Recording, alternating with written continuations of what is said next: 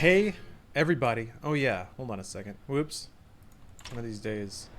I'll tab out without embarrassing myself. Not today! That's right. Hold on a second. I actually did change the framing of my camera a little bit, as you can see. Made it a little bit bigger.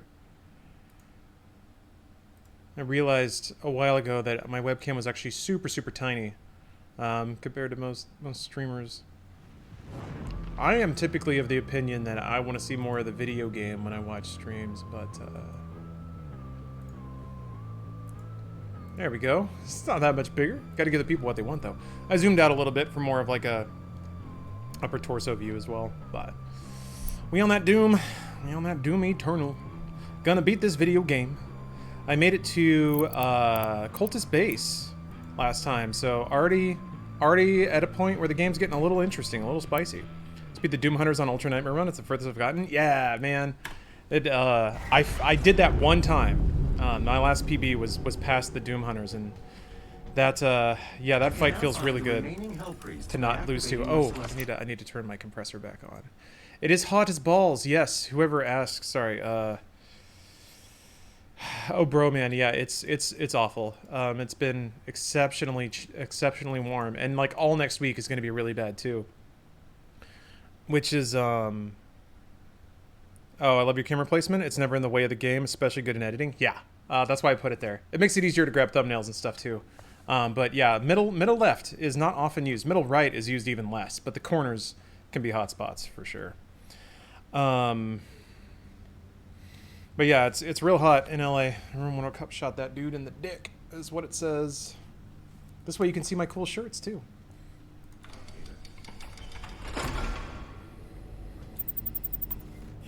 All right. The hub has several areas locked off. God, I'm like sticking to my chair. Once power has been restored, you will be able to access the entire ship. Yeah, it sure is hot as balls. Yeah, I'm taking a partial week off next week, which means I can just sort of sit around the floor AC unit that we have. We don't have central air here, just a lot of fans. Sentinel energy levels rising, re-establishing power to core and supplementary systems. Oh, which clip are you referring to, Josh? Doing okay today? I'm doing pretty good, DNS. Yeah, I'm doing all right. Thank you for asking. Had a couple of annoyances this morning with tech-related issues. Mostly just Premiere holding it down like it usually does. Excuse me. Get these weird, like, diaphragm contractions. Usually after I eat. I think it's coffee, actually. I think coffee, like, the caffeine makes, like, my abdomen spaz out sometimes, which means I should probably drink a lot less caffeine, or coffee, specifically. Central air are not common in LA. I don't know that I could speak to whether or not it's common. Most of the apartments I've been in do not have it. Some of them have. Some of them have. I guess it really comes down to, like, how old it is. They're called hiccups. It's not a hiccup. It's different. Criposoft. Although I do appreciate you implying that I don't know what a hiccup is like. Boyo the Champ, thank you. I love you too. I don't know if it's common or not, but yeah, most of the people I was speaking to from the LA area don't have central heat or cooling. You usually don't need it. It's usually unnecessary. We have some gas wall heaters for winter that we use sometimes. That's weird. Oh, I didn't ever notice that it put a lock symbol on it before. Yeah, the summer in LA is usually not that bad, especially for the part of town that I'm in. The valley is a lot worse typically. Hold on, I gotta warm up.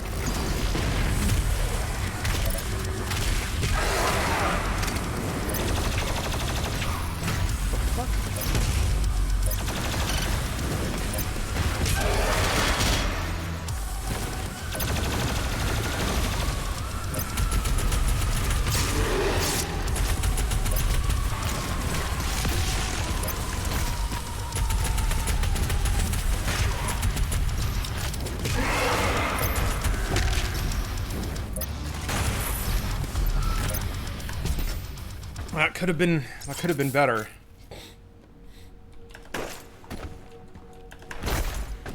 I might need to. I'm gonna play it safe. I'm gonna take a couple more passes at the Ripitorium here.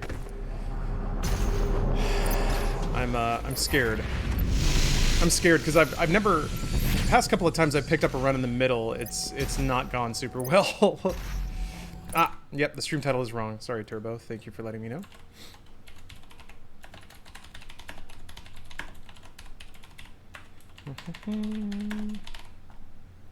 Also, everyone, drink your G Fuel. Sorry, I was just thinking about it because I put it in the title. But 30% off on G Fuel now. Y'all want your caffeine fix in a way that doesn't make your stomach seize up, weirdly.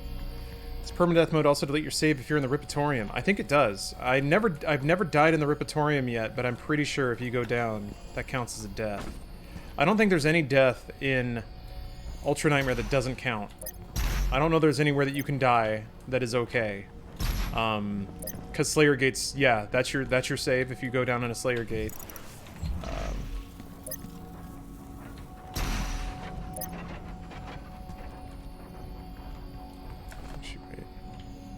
Where does it want me to go? Oh, the suit point, that's right. Herp. What?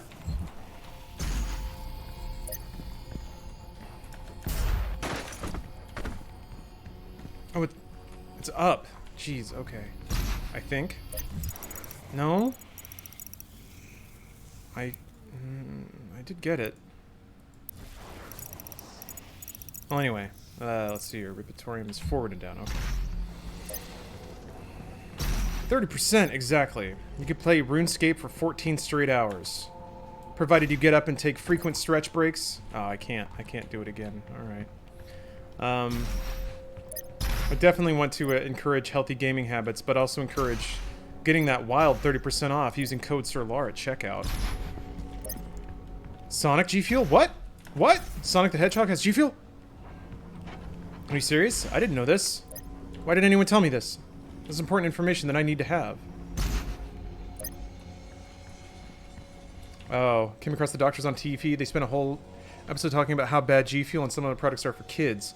I didn't realize we need a 30-minute episode telling us not to feed children massive amounts of caffeine. Yeah, if you're a kid, maybe stay away. Only for cans? Ah, okay.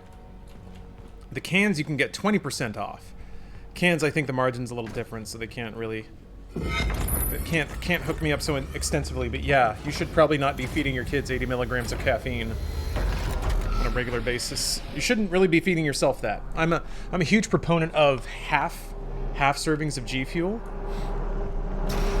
That's like just a teensy bit more than a soda, but gives you a lift. It's pretty clean energy. I don't feel like people talk about a crash. I've never really felt a crash, like a post-energy drink crash. But then again, I've never really gotten heavy on energy drinks, so if I can't really comment to like if you take a lot, it feels like speed. It's great. Well, don't do that. I will always encourage again healthy consumption habits and healthy lifestyles. We're here to game for a long time, all right?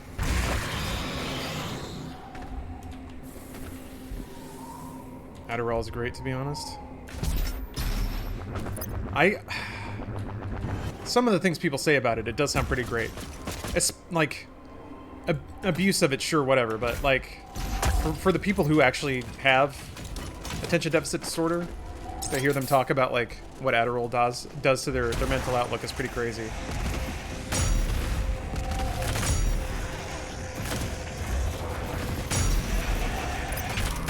Fuck.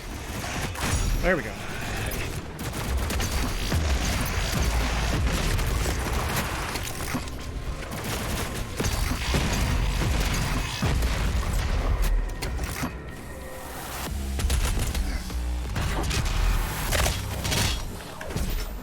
Slowly removes G Fuel IV. I know that when you're deep hacking, when you're crunching the bits, penetrating those ice layers, you need that power. Ask all the competitive CSGO players, yeah. I still am not sure, and maybe it's because all the esports organizations have been very smart about it. But I am fascinated how there hasn't been some kind of doping scandal in esports yet, of performance-enhancing substances. Oh, wow. I used to be pretty dependent on Adderall. It took me about a year to fully wean myself off. I do have ADD. It was helpful, but it became a massive crutch. Well, I mean, I guess I really can't speak out of turn. I guess I assumed that, like other mental medications, Adderall was just something you took forever to balance out the way your mind works. But yeah, if it's, I mean, in that regard, it's not a crutch. It's just like something you need to balance out the chemicals of your brain. But maybe it doesn't work like that. Oh, they already had a doping scandal? Oh, okay. Maybe it passed by. Traded neon signs for pink chairs and backgrounds? Neon signs for pink chairs and backgrounds. Do you mean this? Everything behind me, Natoba? Also, how you been, Natoba? I feel like it's been a long time since I've seen you in chat. Red Bull and Monster being the biggest performance enhancers in esports? Yeah. I mean, like, I'm surprised that caffeine's not considered a performance-enhancing drug. I guess it's just so commonplace. I come and go? Oh, okay. No, I mean, that's totally fine. I never want it to sound like I'm accusing anyone of being absentee. I 100% get life being a thing. Kalvrek, thank you for the resub. Thank you for the big supersized resub. I microdosed LSD and got over my depression and shit, so I stopped all drug use at that point. I am glad that you found a path to just having a functional mind. Welcome, Is my time. Not an easy thing to deal with. Having a brain that refuses to play along. This cursed city.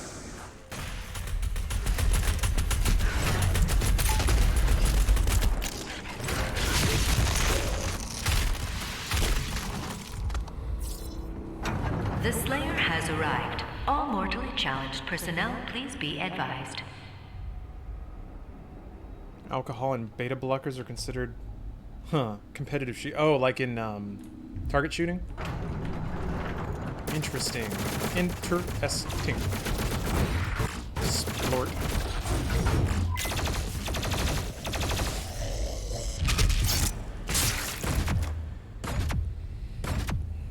Reading chat more than usual on Doom. It's just because the level hasn't really started yet.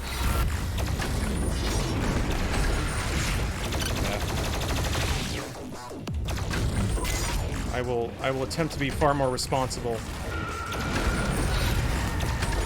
when there are actually fights that will kill my ass. Whoa! What the fuck? Does he spawn there? What the fuck was that? Jesus. Where the fuck are you? Okay. Okay.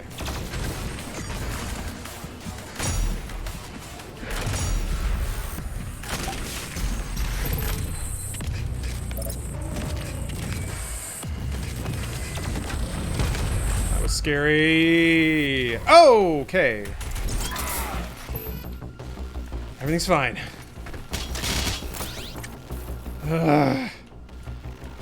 It's not Doom Eternal if I'm not having a heart attack every other second. The shooting PED thing is that alcohol and beta blockers lower the heart rate. Alcohol in low doses won't affect vision or mobility. Ah, yeah, just anything to give you the edge, huh? That's competition. Oh, quick primer. Good, Buska, thank you. ADHD is some kind of malformation of the forebrain where decision-making and willpower comes from, and the affected person doesn't produce enough neurotransmitter to be fully functional. Adderall increases the amount of those chemicals, which is why it makes people euphoric at first, but it really is important to some people just to live, but they are advised to take breaks when possible to alleviate the long-term effects. Ah, thank you so much for that. I was speaking purely out of my asshole about things I knew nothing about, so I appreciate the clarification. Riley, thank you for the Prime sub.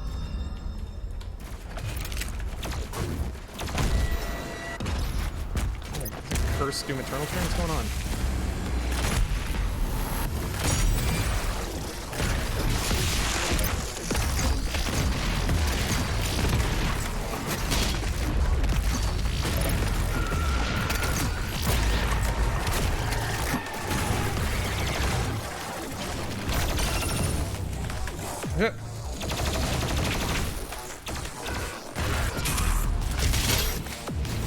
Ah! Shit. I was so pleased with myself for getting full armor. Oh, luckily there's more armor over here. Bad form to mix alcohol and guns. Yeah. I mean, an American pastime, though. That's what freedom is, baby.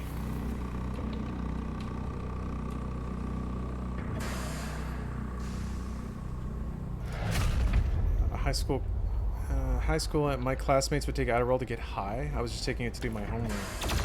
I did not know that it produced euphoric sensations. Man. Who knew that there could be so many unintended consequences of loading kids up with prescription drugs? Who knew?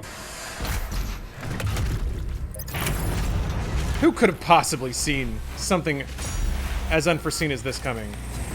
Nobody. Absolutely no one.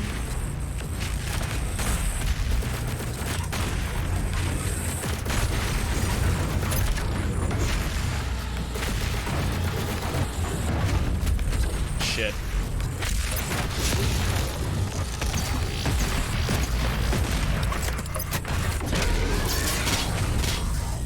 That's how you got through calculus?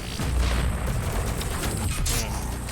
I guess it does teach you even from an early age that if you have to sacrifice your body and your hey, little like gears and stuff spilled out of his head. That was awesome. I've never noticed that before. Anyway. Truly does teach you from a young age that you gotta do what the system expects of you, even if you gotta cram yourself full of drugs to do it. Fuck that, man.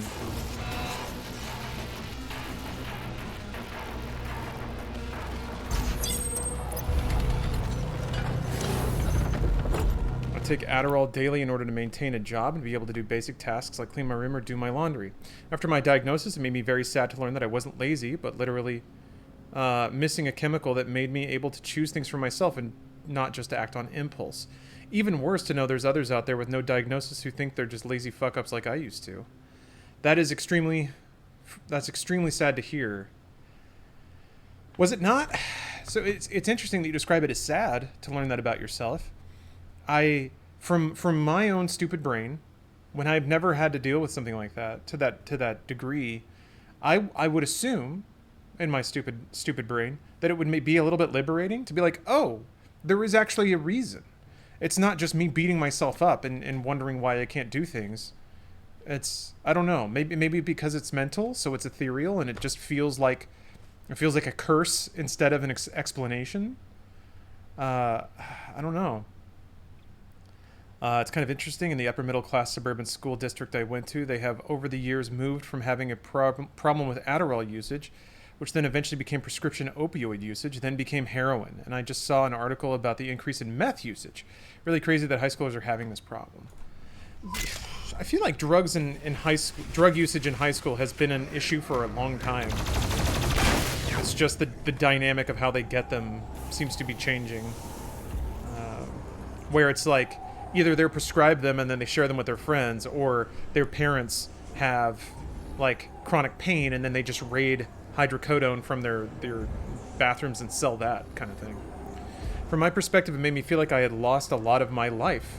So if someone had stepped up and taken me in for screening, I wouldn't have barely graduated high school with a 1.5 and would have gone to college. Okay, that makes total sense. Just the frustration that it was like, it's like it's a burden you've carried for so long. Meanwhile, the knowledge was there and the fix was available. Okay, I can get that. That's. I can see developing some resentment and bitterness from that for sure. I definitely would. Yeah. It's nice to have a reason or an excuse depending on your perspective and level of negativity, but it's also disheartening to know you have a defect in your brain that's going to be with you forever and there's not a ton you can do about it but take amphetamines. Yeah, I can understand that. I can empathize with that. Man. My heart goes out. That sucks. Yeah. The loss of all those years. All the frustration you felt yourself and then maybe accidentally brought on people around you just because, like, it wasn't your fault. That sucks. That sucks a lot. Arrgh! Okay. Whew.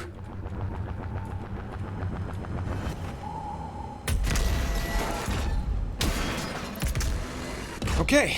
Another interesting scenario. Okay. I must concentrate. I have a rocket launcher and I must concentrate.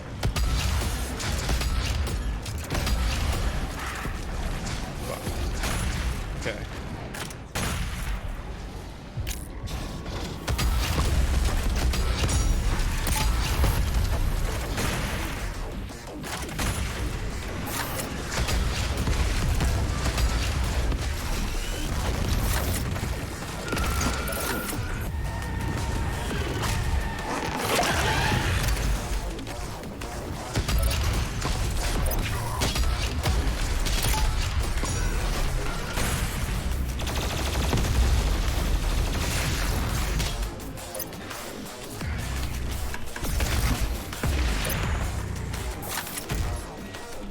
Okay. Brooks, love you, bro. This is seriously my favorite game series you play. Oh, I'm glad you like it. I sure do enjoy playing it. I am exceptionally blessed that this is an enjoyable game for people to view on stream. I think that's really the crutch of streaming in general. You got to find what works for you, and also people enjoy watching. I mean, I guess that's just online media in general. It's that intersection of you being able to genuinely share something you love and thus not get tired of, but then also hopefully it actually has merit and substance for the people who watch it. Yeah, at least you turned out great in the end. That's true. Ooh. Hold on. I tried writing about my experience with MDing, if you're interested in reading it. I am interested in reading it. Oh, microdosing. Gotcha. Okay. I'll check it out. My only experience or exposure to microdosing is some article about how, like, wannabe tech bros microdose to, like, give them the creative edge when it comes to concepting out the next hot app or some. It was the most pretentious shit in the world, but it's tale as old as time, right? If somebody other than a presentable white person is doing it, it's criminal. But once the whites get it, then it becomes new avant-garde or whatever. Strider, another issue with ADHD is that having it often leads to severe anxiety and depression. When I was younger, I was treated for my ADHD, and now I am mostly treated for my anxiety and depression due to how they both feed off of each other. Being anxious makes you depressed, which makes you more anxious, etc. Antidepressants can help manage all three, but for some people, they hate taking them because the drug alters your mind to make you think and act in a way you won't normally. I've had a little bit of experience with that. Anxiety and depression, that is. And how, yeah, the medication has, like, it fixes one problem, but then adds a couple of other ones, some physical, some mental. Like, it can mess with your digestion, it can lead to weight gain. It can like, the thing that I've heard the most of, and the thing that I've experienced personally, is that it just kind of numbs you. It takes the extremes of all emotions away. So you don't get really sad, you don't get really happy, even if you weren't manic depressive. It just kind of narrows the boundaries of what you can feel, and sometimes almost too much to make you feel like you're deadened. Like, that's a terrible choice to have to make. Either your emotions are dominating your life, or they're not there at all. Blech.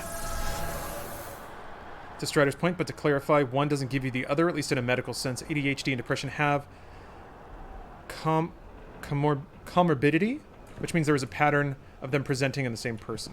Understood, yeah. I can certainly see how they set the stage very well for each other.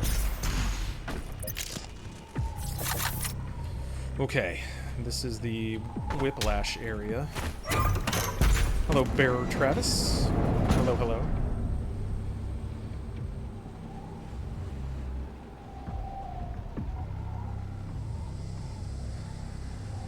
One time I had an antidepressant that really had an effect on me. It actually made me feel worse. It's like you were saying, I totally felt dead inside. I've been through probably 20 plus meds throughout my life, and they just not really worked. Brains suck. I feel like the mantra that people keep saying about, like, therapists is you have to keep trying one until you find one that really works for you. It seems like that's the case with mental medication too, which sucks dick in America because, I don't know, I have secondhand experienced situations where somebody has a medication that works for them. Like, it's whatever it is, it gives their brain what it needs, and they hit a great stride, and then all of a sudden their provider doesn't want to use that medication anymore, or there's a new generic they try to switch everyone to because it saves them money, and it's just the worst. It's just the absolute worst. I will get very worked up if I think about American healthcare too much, so I'm going to try not to. Fuck. Okay.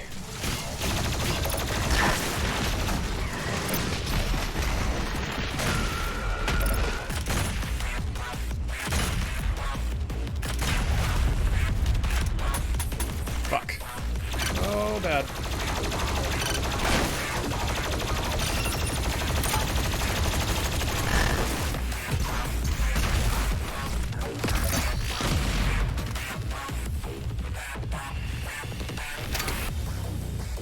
Cardio is the best alleviation for my anxiety. That's, I wouldn't say that I've ever been, like, clinically depressed. I think I had, like, mild acute depression, like, back when I was going through my divorce, which, you know, that's a good reason to have acute depression. It passed, thankfully, but definitely had some of those feelings, like those warning feelings where you start to feel like you don't deserve to be happy, or that, you know, sadness is all that's left, things like that. And for me, it did work. Massive amounts of exercise did help. It did force my body, you know, to release serotonin, which did bring about at least some amount of calm.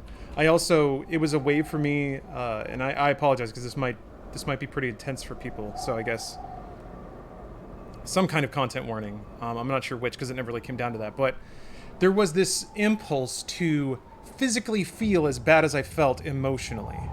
And I can see why that would then lead to self-harm. The way that I chose to express that is by working out so hard, it became a form of, like, self-harm. I would find that released through martial arts, and also through just, like, massive amounts of cardio. Just run and run and run and run. And I told myself that, like, at least this way, I'm sort of, like, punishing myself. But my thinking brain knows that it actually does have a positive outcome in the end. PSA, if you're struggling to accomplish simple tasks like showering in the morning, getting work done, etc., then try everything you can to get some kind of depression or ADHD screening. If you don't have insurance, colleges and many hospitals have programs that can help you to get medication. If you can barely get out of bed or play video games for 12 hours straight but didn't really want to, then find your most productive friend and family to help you find what you need for treatment. Exceptionally well said, Buska. Yes. The most tragic part of it all is that the person with the mental, like, even identifying the mental problem is tough because you're in the fog created by your own brain. But once you do, it's then kind of the person's responsibility who functionally can't do those things to then go and do those things of, like, set appointments, get to them on time. That's why, yeah, a helper is needed. And for the people in my life that have been like that, it's a pattern that I identified, and it was like, when are your appointments? Tell me, and then I will find you and make you go. Oh, that's something I was used to as well. I was really down in high school and took up footballing and skateboarding as a way to hurt myself without actively trying to hurt myself. Yeah, it's not the best mental process, and ideally none of us would ever get there, but life can fuck you up, man. So I guess the goal sometimes is, I often think about it like, it's like how many vices can you tolerate at the same time? So for me, it's about almost like what shitty mental thing do I need from this, and how can I get it through to myself in a healthier way? Oh, Dawn, I mean, I guess to some degree, I guide it, but the people here are amazing, I agree. Signosi, thank you for the Prime sub. Haven't been able to play games in a long time, and I miss them so much, I just can't mentally do it. I'm too defeated, I guess. It's a shitty feeling. I understand that. Maybe something that is, like, only purely joyous and presents no stress. Something like Journey with Tom. Only, like, sometimes even just making the decision to do something active, like play a video game, can be beyond the reach of your brain. Something pastoral. Hey, Stone Ash Moon. I'm not trying to make light of hurting oneself. You've seen the Post Void game on Steam. It'll make your eyes bleed. No. Post Void.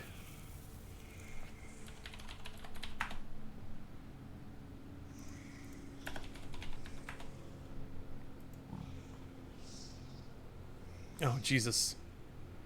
Hypnotic scramble of early first-person shooter design that values speed above all else. Oh, Lord. Well, that looks like my shit for sure. Yeah, I will get that.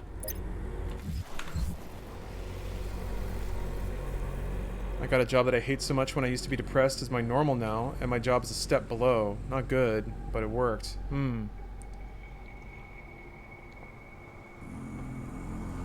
Your job is a step below. Like how you feel? Chum, I'm very sorry to hear that you're not enjoying life. Crap. Shit. Fuck. That did not go right at all. Hold on.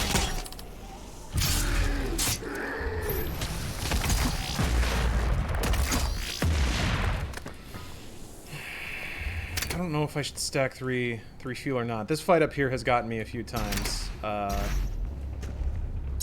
Okay, so there's a pattern I've noticed. I stay on the backside of the arena. I pick off some enemies, and then like more enemies don't really spawn. So then I move around the left side, and then a Hell Knight drops on my face.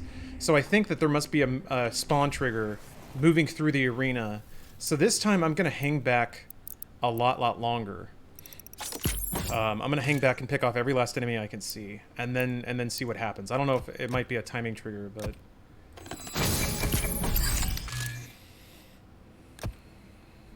has there been a phase you're just too fed up of games? Seems like you've done it for years, but you never seem to find it tedious.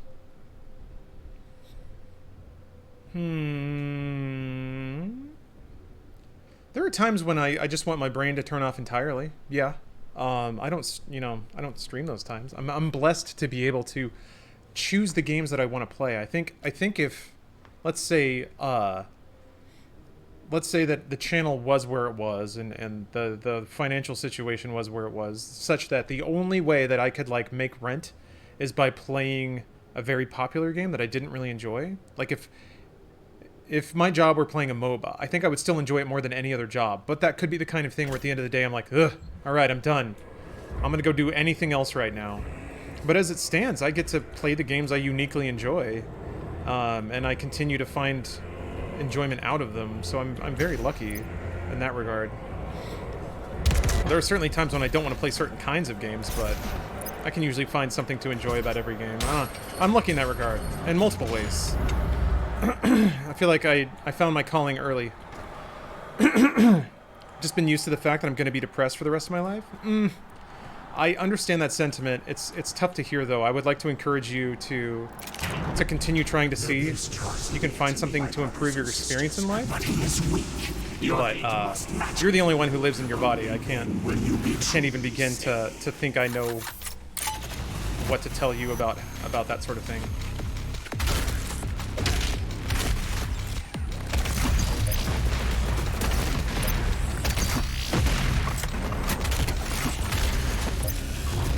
Wait for that Kako to come over here. There you are. There's my special man. Ah! Where did you... How did they get here? Okay, come on. Fuck!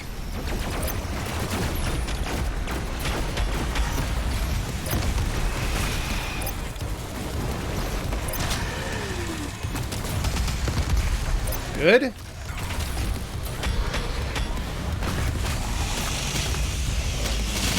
Fuck!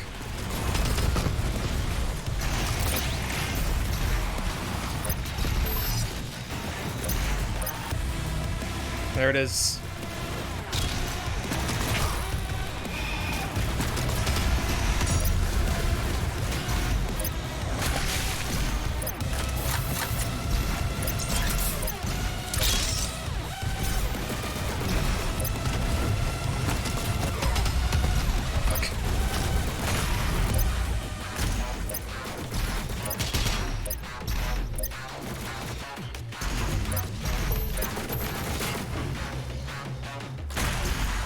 What the fuck?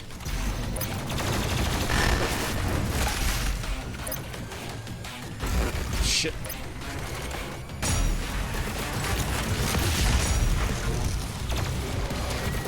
Shit, I'm out.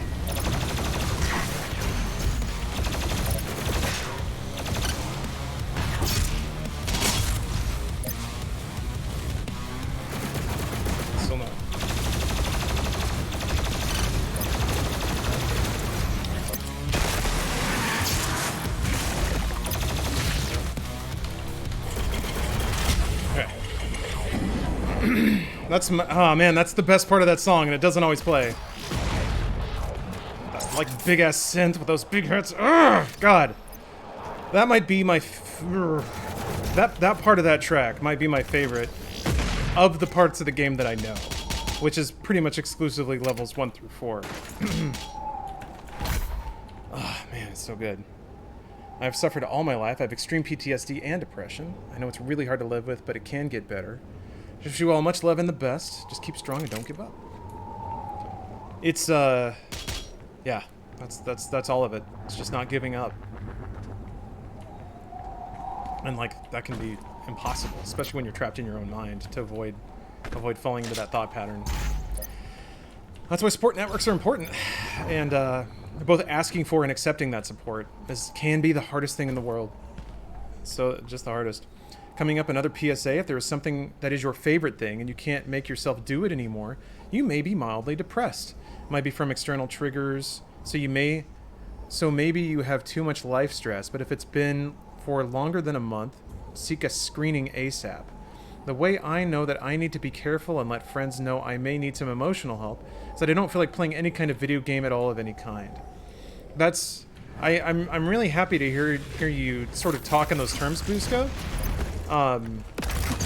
From the people in my life that have had to deal with that, the hardest and next to impossible thing is to get to the point where you can sort of think outside of the boundaries of your own mind, of like noticing behavior patterns and realizing that they're indicators of something much more messed up or deeper. I struggle to bring this up because it I don't know. There are certain things I've noticed lately, behavior patterns that I've noticed in myself even in the past couple of weeks because of certain things that I guess have been somewhat... Triggering is such a hard word because it's really not that serious, but there are, like...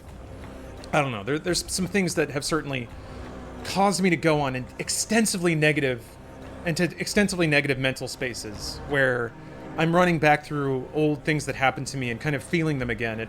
It feels like you went through a bad breakup and then you know, some time went by and then you saw a picture or a name and it just washes you entirely back to a bad spot.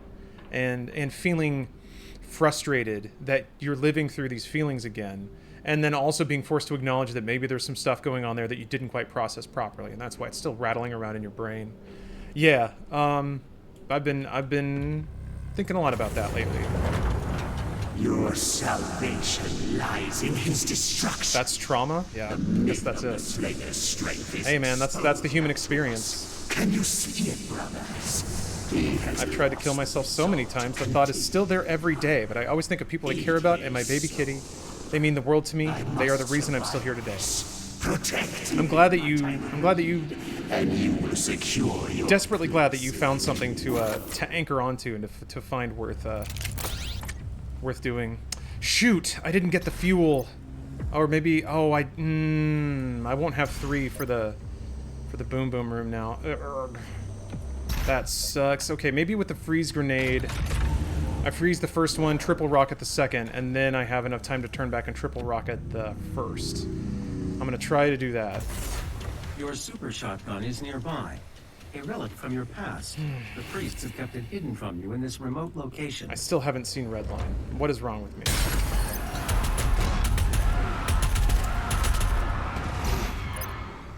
Having that outside perspective is tough. Although controversial, Jordan Peterson's book 12 Rules for Life helped me a shitload. Not really self-help hippie stuff. I'm not a doctor of psychoanalytics helping you observe your behaviors and how they affect you. It's a doctor of psychoanalytics. Gotcha.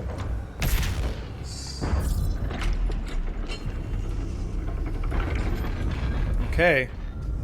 Here we go. Let me run down my rune.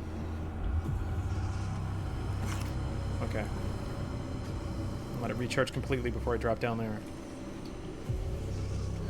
I struggle with that a lot. I try to tell myself to stop obsessing over old shit and fight it, but it always comes back to my head for whatever reason.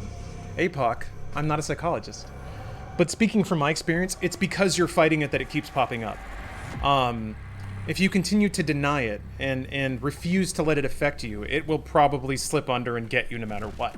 For me, what actually helps is talking through it with somebody. even if it's somebody that, like, nobody's gonna fix it, right? Somebody can't reach into your brain and mush around your neurons. So if you can have a conversation with a trusted friend and maybe be like, hey, this is how I've been feeling, this is what's going on in my head, sometimes talking about it out loud can help you organize things. If I'm being honest, talking out loud, even though I do an assload of it, it's pretty similar to my internal dialogue in that saying things out loud hasn't really imbued me with any sense of catharsis that I didn't get otherwise. But sometimes just expressing things can at least make them real, instead of feeling like you're sort of trapped in your own mind. So there's value to that, I think. And yeah, it's what counseling's for. Just to have somebody sort of give you perspective on things, and sometimes that's all that's needed to find a new way to think about stuff, and then your brain can sort of rewrite the wiring to that. I think about it like a damaged node in your brain. Find a way to repair it or just work around it. Okay, I gotta concentrate for this crap. Attention, all The mortally walls don't hurt you until they're on fire. Okay. Inside the facility. Please proceed with aggression.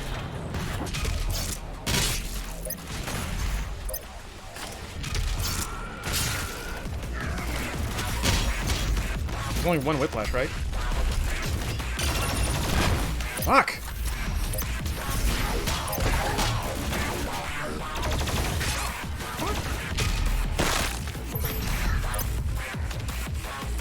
Okay, whiplash isn't out yet. Ah!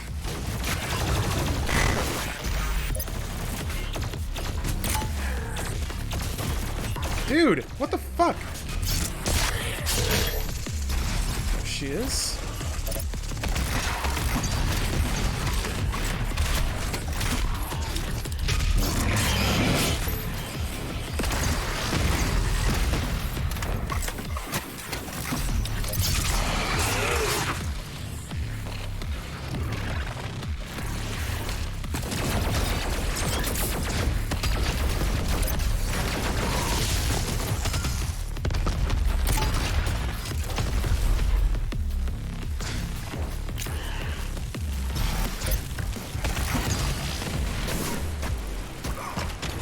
Fuck this up.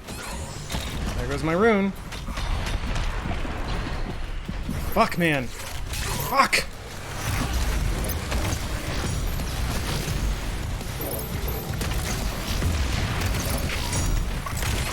Fuck! God damn it! I didn't have either tool that I need to get through that room. I didn't have an ice grenade. I didn't have gas. Fuck that room, dude! When it went so wrong. Yeah, that room sucks. You need to know it's coming, and you need something. You need something. God damn. Why would they drop 2 mancubuses on you in a tight little cube? All the evil that hell can conjure. All the wickedness that mankind can produce. That is, I think, the worst room in the entire game so far. That one spot. Only you. Rip I'm so annoyed. Like, if I didn't... until it is done. If I'd picked up that fuel... If I didn't forget and just wander away because I was so pleased with myself... That would have been fine. If I didn't use the freeze bomb on the stupid arachnotron. Probably didn't need to do that, but I was trying to be safe. Dumb. Dumb. Ah, Hemi, I'm still at it. Just frustrated. No, I haven't gotten to a Marauder yet. I'm not worried about the Marauder. I'm really not. Marauder's a non-issue at a certain point. What about that 2-level room in the Archworld Necroball Part 2? I mean, by that point I have a BFG. So I'm not... That's not so bad, really. Especially if you know the Archvile is there.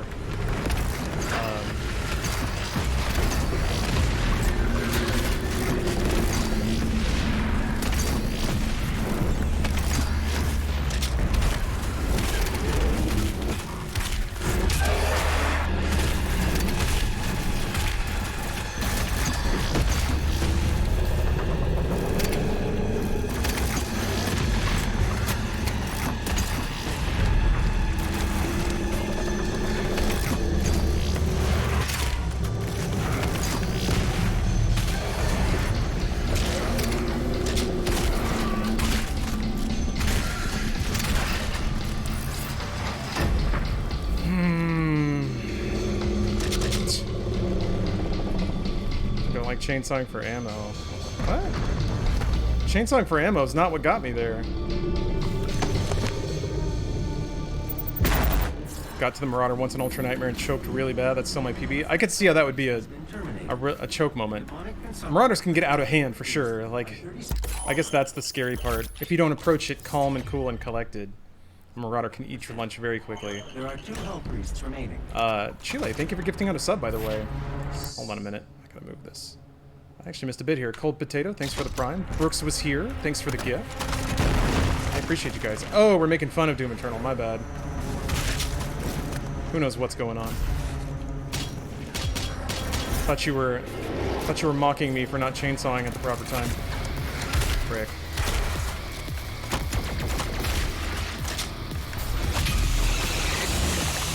Yeah, Hammy. No, I've zoomed the camera out a little bit and made it a teensy bit bigger. Oh, thank you, Brooks. Sending love and positive healing vibes to everyone. Just being here and talking is super important. Yeah. I think it's a support network can still be online, which is not obligate anyone in chat to anything they don't want to do. I want to be clear about that too. This is not a therapy session by any stretch, and do not treat it as such. Definitely seek professional guidance if you're into that. You're interested in the new Microsoft Flight Sim? Oh yeah, yeah. I've actually got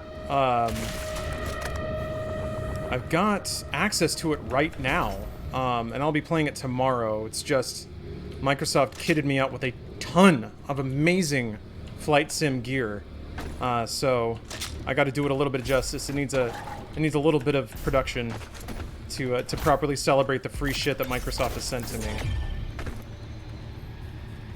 If you want to help with depression, oftentimes an easy way that anyone can help is just to tell them to rant to you about whatever. Just listen and acknowledge what they say. Don't say things like, I know how that feels, or I understand what you mean, because they will feel like you're just going through the motions and don't actually care. Just opening up to somebody about how they are feeling can be a huge relief to somebody with depression, since we aren't always too open with it. Yeah, I imagine that's something you got to kind of keep on the DL, that whole aspect of pretending like everything's fine so people don't get freaked out. That's fun. What I think is extra, one of the traumas that I guess I'm still working through is knowing that I had people around me that could have helped when I needed help and chose not to. That's always a tough thing.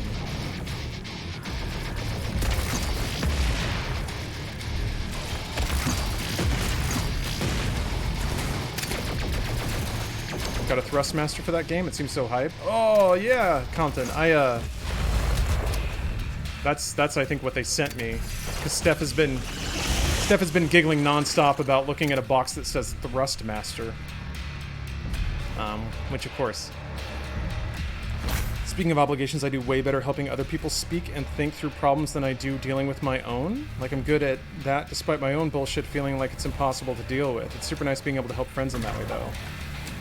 I mean, I think it's quite a bit easier to deal with other people's problems, or to provide a little bit of relief. Yeah, kind of reminds me of like being an aunt versus being a parent. You get to play with a problem and then hand it back versus taking it home and having to put clothes on it.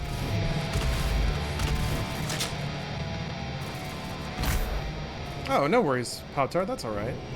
Again, it's sort of the stuff, like it's the baggage I didn't realize I had.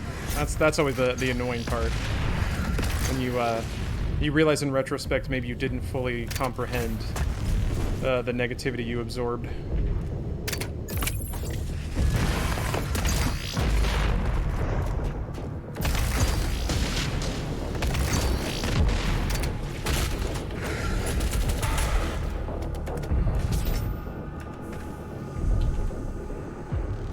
What's up, Patman? Welcome back. As you can see, the book reading is complete. Didn't finish the book by any stretch. Just got through the first... What the fuck, man? What was hitting me? this goddamn game, man. I'm doing extra lives. No, I'm doing Ultra Nightmare. Which apparently has some kind of randomizer determining exactly how much damage demons will take. The cleansing of Earth is a necessary step on the path to a brighter tomorrow.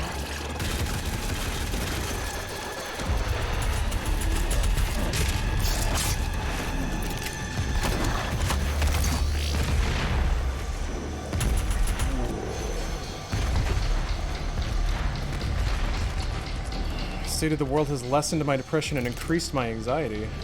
I don't know if that's a good trade.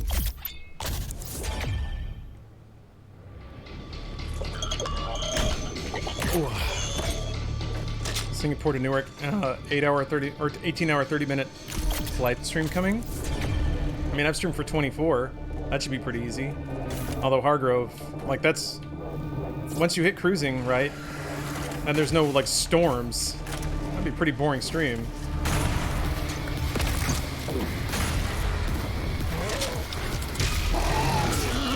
I feel like it'd be interesting to do stuff like that, but maybe with somebody else in charge of the simulation, so they can like introduce weather, and maybe mechanical faults on the plane that you have to deal with. That'd be really stressful. It'd be like 17 hours of an 18-hour flight, and then have like shit start breaking, and you still have to land. It's not a good trade, but it's what's happened for me. Yeah, I'm sorry to hear that. I mean, quarantine plus the news cycle plus the usurpation of American democracy, like, there's a fair amount of mental trauma out there in the world. It's, I think sociologists are going to have a field day trying to figure out what the hell it's going to do to the fabric of our society for decades to come. Bullshit.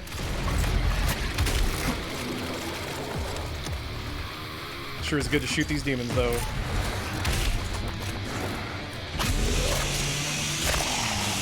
Why do they blow up when you pull the eyeball out? Because they're all pressurized. If you pop the seal, they just kind of fall apart. Also, I looked at chat. I'm sorry.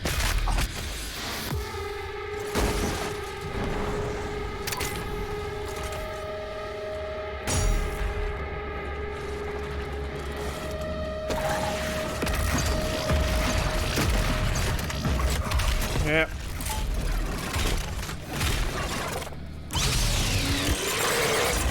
Finally decided to play my copy of Doom 2016 because I saw you playing this, but I feel out of my wheelhouse because I mostly play COD. Any tips? I think if you mostly play COD, you got the rhythm. Now it's more about looking up and down and the mental headspace of it. And COD, like, COD is very good about focusing your attention in a 45-degree cone in front of you. All the maps are kind of laid out that way to flow, for you to just run and run and run. Doom is sort of like that, except it's more through an arena, being sort of situationally aware of everything else. So, in the way that you can kind of sort of think about spawns rotating and stuff like that, you kind of have to mentally track what enemies are in the arena and what they're doing. Yeah, keep moving is a solid move. I feel like if you're used to COD though, you're probably not used to sitting still. I'd say on top of that, maybe consider that each gun has a heat map of like efficacy. So some guns are effective at certain ranges, some guns are effective for certain enemies. Try your best to like pair the right gun with the right scenario, which is part of the artistry of playing Doom. I guess beyond that, it really just depends what you're struggling with to give more tuned feedback. We haven't finished Eternal, Jake? Aw, man. The game has a pretty satisfying conclusion, but I get not finishing games. I sure do. Hey, Andrew. Welcome back. Back to the stream. Good to see you as always. Made it home from work. Accidents, fires, and detours from detours. Thank God it's Friday. The stream is what I need to start my weekend. I'm happy to usher in the weekend for you. We got MediaTek later. I might try to do another like footage and gameplay overlay deal. I'm feeling like gaming right now. boing back up here. Forget about the future. Is to be present.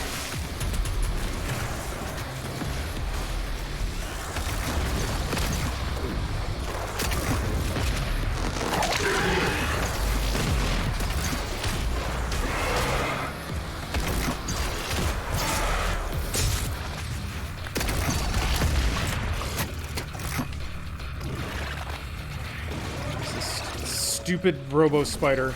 There you are. Because it takes a lot of hard work to make a prophecy happen. I don't have enough ammo. Aren't you doing simulator tonight? I was, but then all the time I was going to use to set up for that and like test it and start the game, Premiere decided to just royally dick up real bad. So my morning was dedicated to exporting the Talk to the Internet podcast.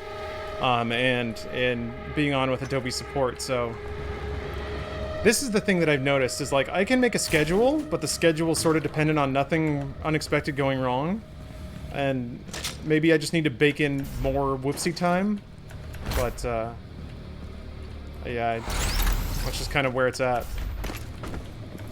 So I will be doing Flight Simulator tomorrow, but Microsoft sent me a care package with.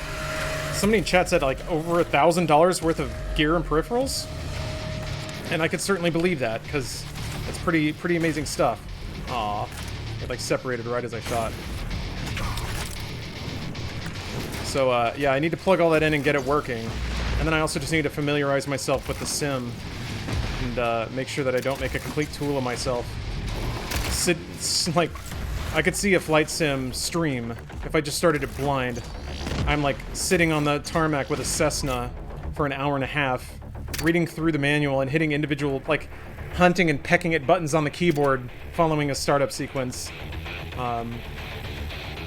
Taking off, flying for 2 minutes, and then ramming into a building and then starting over. Yeah.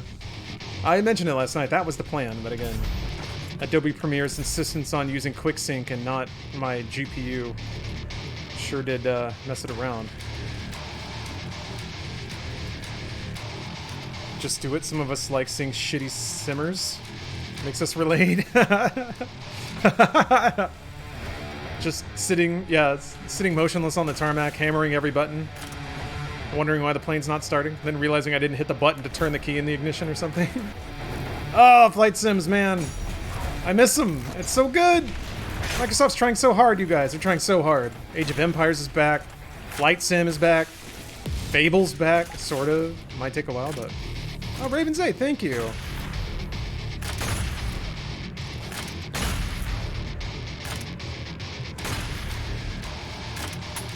Yeah, Age of Empires. They're doing like a HD thing, right?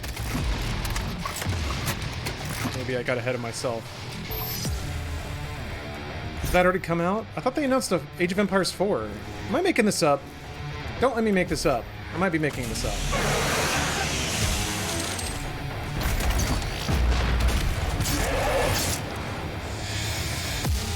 I thought you meant like a full sequel. Maybe it's just a rumor. That demonic citadel. I will mark her location on your HUD. I'm sweating. Like just my arms on my armrest is making me all wet. Okay, I made it up. I'm sorry. Age of Empires 2 HD must be what I'm picking up. The gathering of Hell Priests is located just above your location. Remaster's out and 4 has just been announced. Okay, thank you. I thought I was losing my mind. I remember thinking that they were picking Age of Empires back up. Okay, I thought I was losing my mind. You played Total War Rome? Oh, Troy? No. People in chat told me to get it and I didn't. Solitaire is missing? No, it's not. You just gotta download it from the store. And you get achievement points for it now. And there's ads. Hold on. Don't tell me you guys saw it. Hold on. Do I have it installed? There's an official... Hold on a minute. Minesweeper and Solitaire, you gotta get through the Microsoft Store. It doesn't come pre-installed in Windows anymore. There. Bang. It's free with an asterisk. So many ads, I hate it. I know, it's horrible. It's actually the worst. Oh yeah, and Mahjong. I don't know, that's not a Microsoft one, is it? Like published by Microsoft? Ah. That's something else. It's so good. It's so good. Xbox Game Studios. Oh, there is a Microsoft one? Solitaire. Oh, Mahjong, you're right.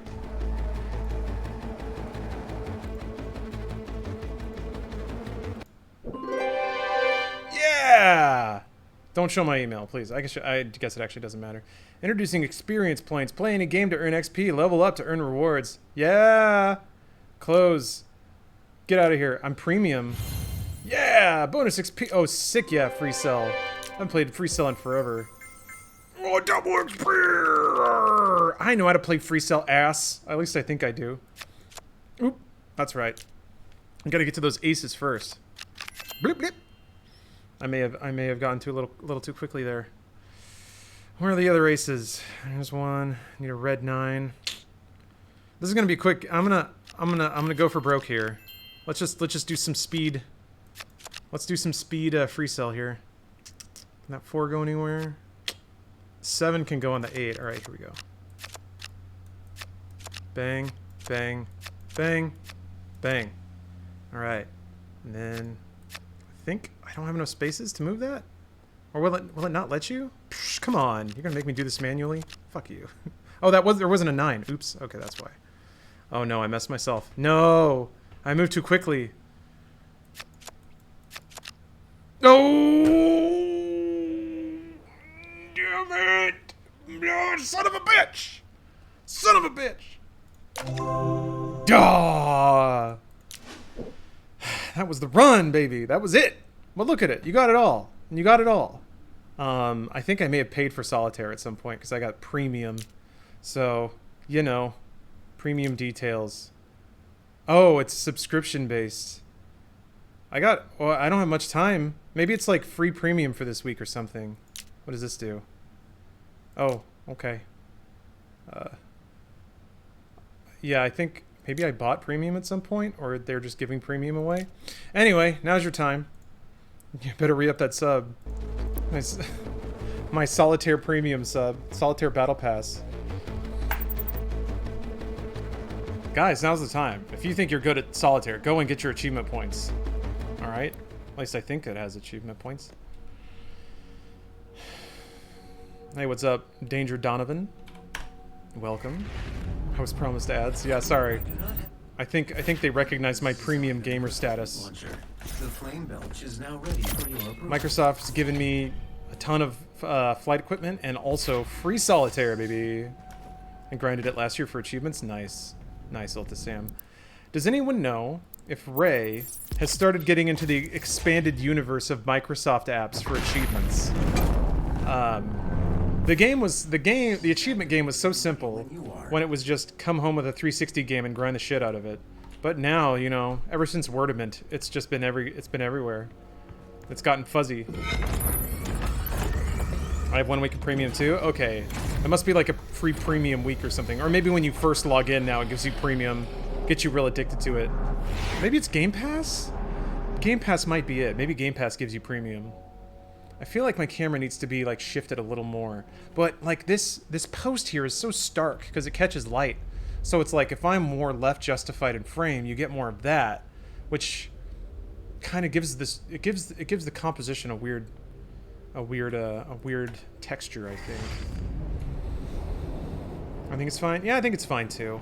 I think it's just with my arms up, it makes me look like I'm a little more right justified in the frame. Just thinking about things. I feel like it's so tempting to think that like in your stream the tiny things might make the difference between like over the course of a year picking up 1,000 extra subs or something like that. If your webcam were framed a little bit differently, or if your lighting were a little bit different, it might make all the difference. It might affect how people think about you. How likely they are to give you that sweet, sweet streamer cash. Those big E-dollars.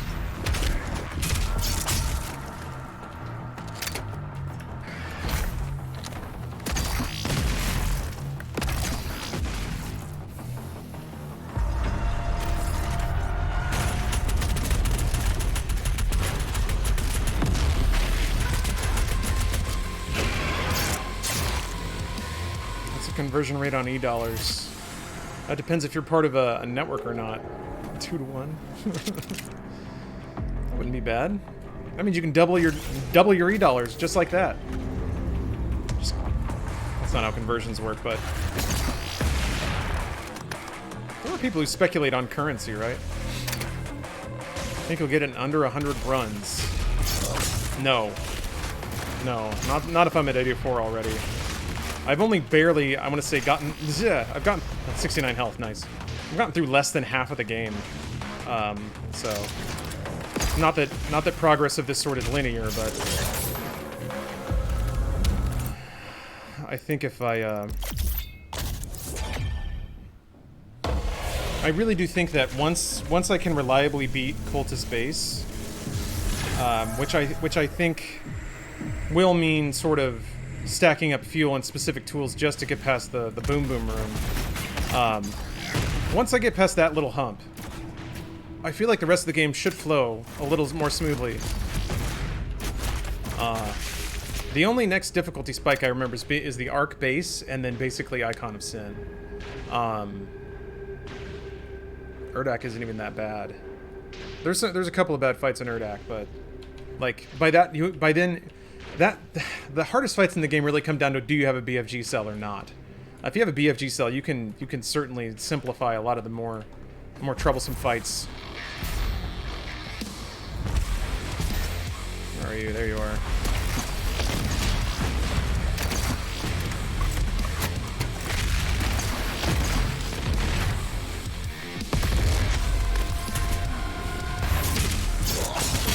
BFG cheese? No, I don't think that works in this game.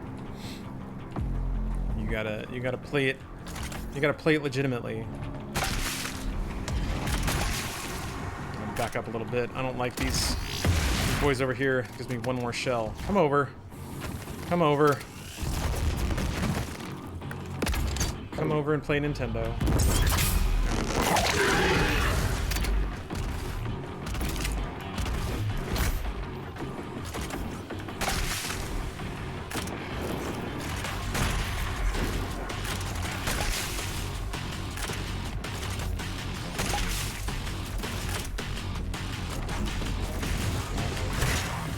Shit. Bad. Played that one way too loose. Oh! There we go. That means I can't chainsaw the Arachnotron coming up, but that's alright.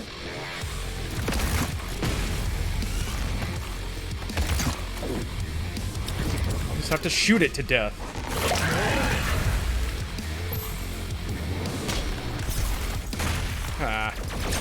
Or it'll shoot me to death. One or the other. Damn it!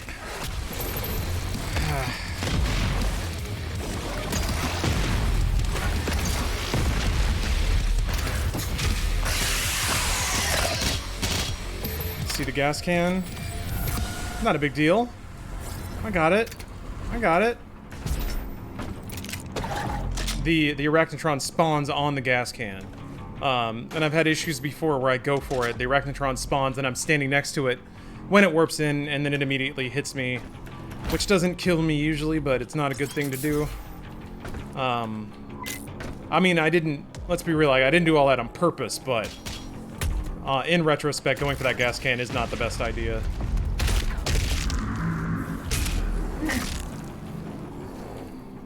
Oh jeez, Bardock, I don't even remember that one. Level 5 Wizard, thanks for gifting a sub. I'm a mozzarella fangirl, but I like smoked Gouda too. I love mozzarella, but it comes in so many different forms. I like the super chewy, oily, rubbery mozzarella. The kind that like almost forms like a spongy, cheesy oil layer. Like oil sponge on top of pizza.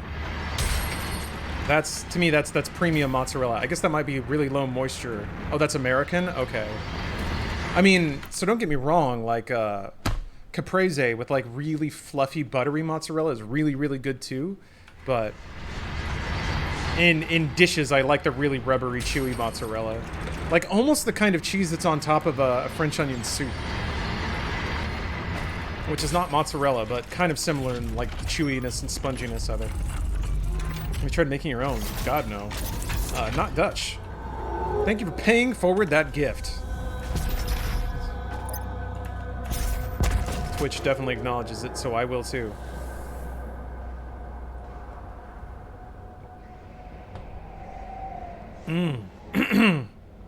Just started playing this on Ultra Violence, finished Doom Hunter base so far. Hype is real, this game's so good. I'm glad you like it. It's only gonna get more insane. Yeah, if you're past Doom Hunter base, Doom Eternal has started. And it just gets more and more awesome from there.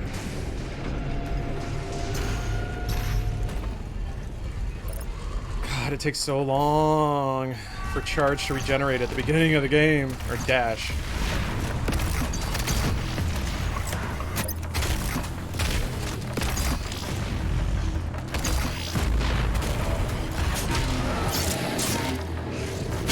Jesus! Hey! Hey!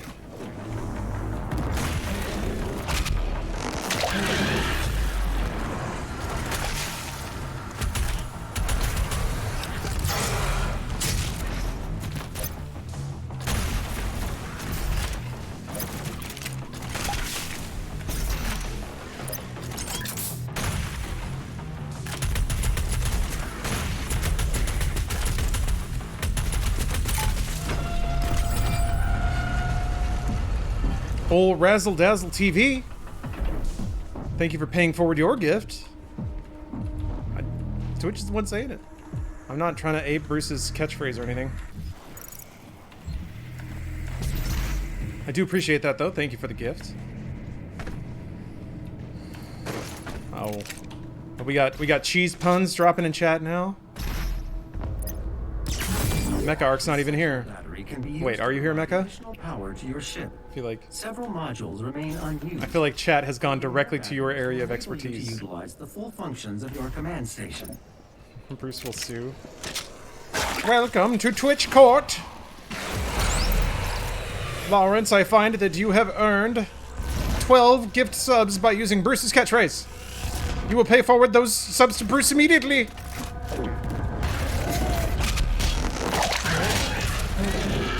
Order, Twitch Court. You are hereby accused of being an e-boy. How do you reply? Oh boy, I don't know where. Respond and reply. I think I mixed up those two words. Cut to some dude with like a midriff cut-off shirt, blue hair. It's totally a lie. Do dudes vocal fry? What do e-boys sound like? Like, to me, e-girls is the queen of e-girls is Belle Delphine, which basically sounds like an anime girl. What do e-boys sound like? An e-boy should it should be like dark and brooding, right? Isn't that what the ladies love? And they're young hunks.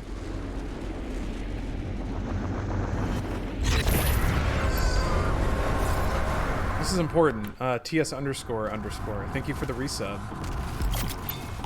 Tyler 1. Oh, okay. Like Cloud? Alright, I like that. Shh, whatever. They're either like that or they're screaming all the time. Aren't you an e-boy? Yeah? Hope so. I'm a weird flavor of e-boy, though. Like, doesn't something about being an e-boy or an e-girl kind of imply that you're, like, kind of playing along or lip-syncing a little bit? Like, you are a personality manufactured to be appealing to the internet? I am not born from the internet. I exist within the internet. I was shaped by it. I'm really not trying to do the Batman Rises or whatever that horrible movie was. I need to watch it again, man. I keep dunking on stupid movie. Icy Hot Claws, thanks for the gift sub. Hair hasn't died enough? Yeah. Not yet. There's still time, although, God, at what age is it just sad? Never. There isn't one. Fuck that. Never mind. Where am I going with that? Bullshit. How dare I? The world needs more 40-year-old dudes with blue hair.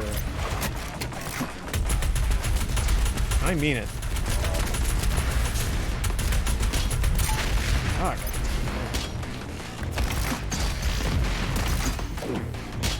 Time to be one.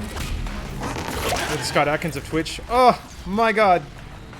That is an intensely complimentary thing you just said to me. If only I could be so amazing. think there's a few Scott Adkins movies I haven't caught up on. Triple Threat was alright. Yeah, he was pretty good in Yip Man 4, although the movie itself wasn't so hot. I don't know, starting with like 2, they started to present Yip Man as this like stoic, perfect icon of China's hopes and dreams. And I don't know, just kind of reads funny. The first one was real solid, and then like even the action started not getting so good. I know that Donnie Yen's getting up there.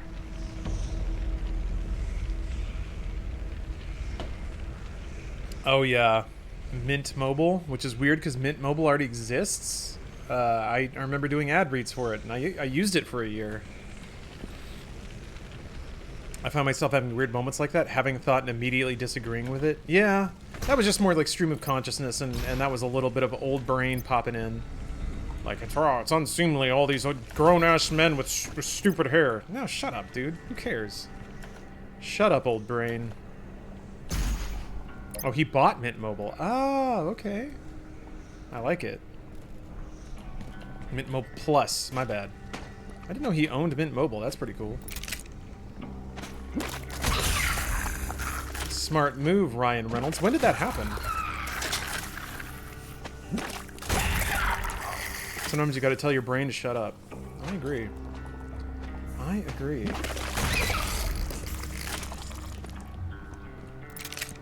You seen E-Boy TikToks? Big ass house, no furniture. Who pays for it? They look 16. Yeah, that's been something fun. Stephanie has discovered a new thing to hate, and it's walkthrough videos of YouTube collectives showing off their new mansions.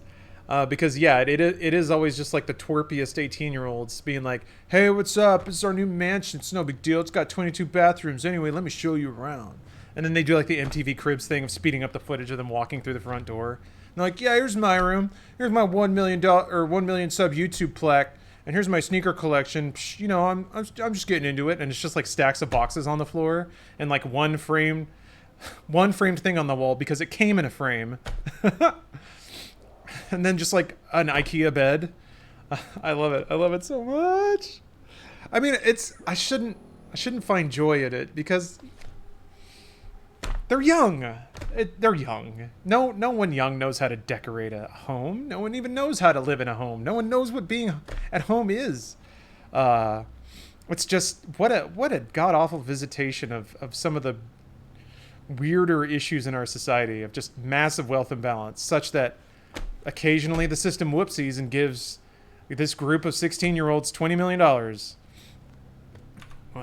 And then the fallout is that we get to see a video from an 18-year-old who's still deep into loving Dragon Ball Z, try to figure out how to decorate a $21 million Hollywood Hills home or something. I can only imagine, man. If I had that money at that age, I would have done some gaudy shit. I unironically had wall scrolls in my apartment, so. Power core nearby. Zeus, God of Thunder, thanks for the prime. And clear a path forward. And Diskywick, thank you for the prime sub as well. Icy Hot Claws, thanks for the gift. Just making sure I'm covering all my bases here. Technically, the systems are working because what they're doing has value. Yeah, it's not a broken system. I agree. It's always been there. Childhood celebrity, teen celebrity. It's more like the avenue through which it's delivered has changed. So like instead of a cloister of old white men deciding that this will be our pop idol for the fall, now people watch it on YouTube and vote with their eyeballs, kinda. So really, the system is less broken than ever. It ensures that that the people who make the content that people want to watch get rewarded for it, even if they don't know what they're doing. I'm so happy I didn't have money as a teenager.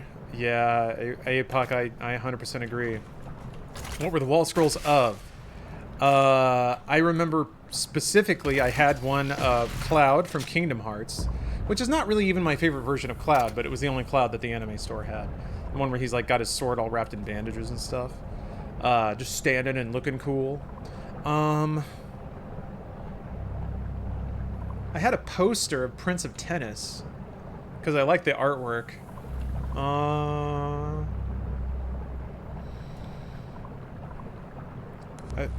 Out of curiosity, it's been at least 6 months. What would you do better?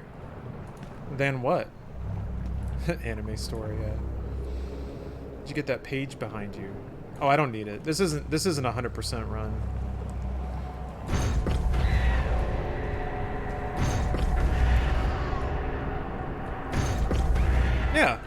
Cloud shows up in Kingdom Hearts. I would not play Kingdom Hearts if you're... Well, let me rescind that. Kingdom Hearts is probably the closest game to Final Fantasy VII Remake that Square has made. But Cloud is not an operative member of it, and it doesn't... Oh, okay. Dream goals? My dream goals... Oh, I see what you... I think I see what you mean. Unfortunately, it's a bit of a complicated answer, because I've actually been thinking a lot about ambition lately. A new TV. Thanks for the sub. I'm trying to think of how to phrase this. It's tempting to, especially in LA and surrounded by talented people, it's tempting to kind of like want to attack entertainment, like be an actor, be a name people know, and all this stuff.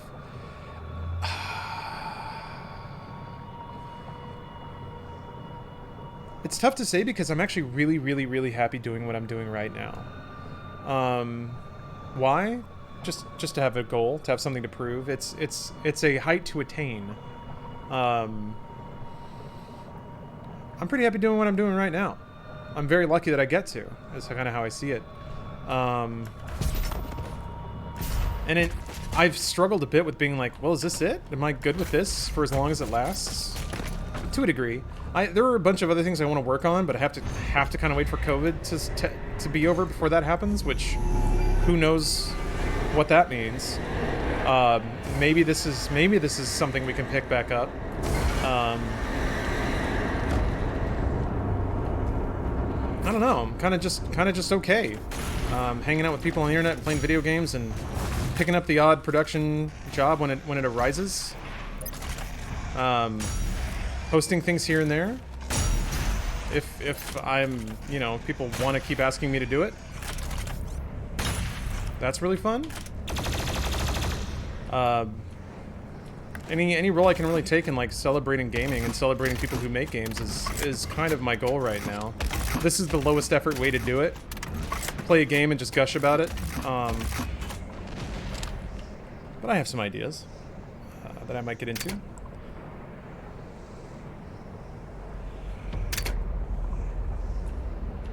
You're in the heart of no man's land. You must logically work your way back out. What of wrestling with my extreme happiness where I am and my assumed need for motivation and ambition. It can be tough to kind of exist without a present goal or anything to look towards. I think specifically it can be tough to exist without an enemy, without something that you want to defeat or like a measuring stick to hold yourself to.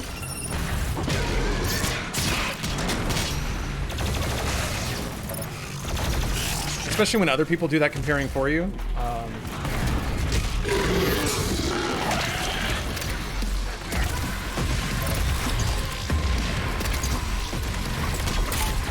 Shit, I need ammo.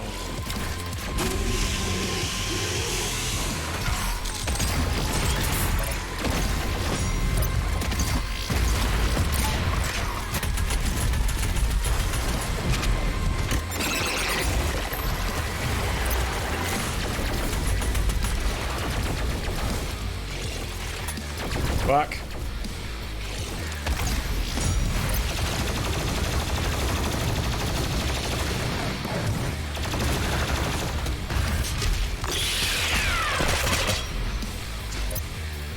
I am looking at chat because I feel like this combat is not that bad anymore. Did I get that other one? I did, right? Can't remember. I did. Okay, we're good. But wait, I think I missed the second one already. I don't know what I'm doing. Nothing wrong with having a chill life day today for sure. Sometimes having a good life is enough. Coming to terms with that is totes okay. It took me some time to get there. Eliondo, you weren't necessarily saying that to me, but that is pretty critical to what I've been thinking a lot about. Like,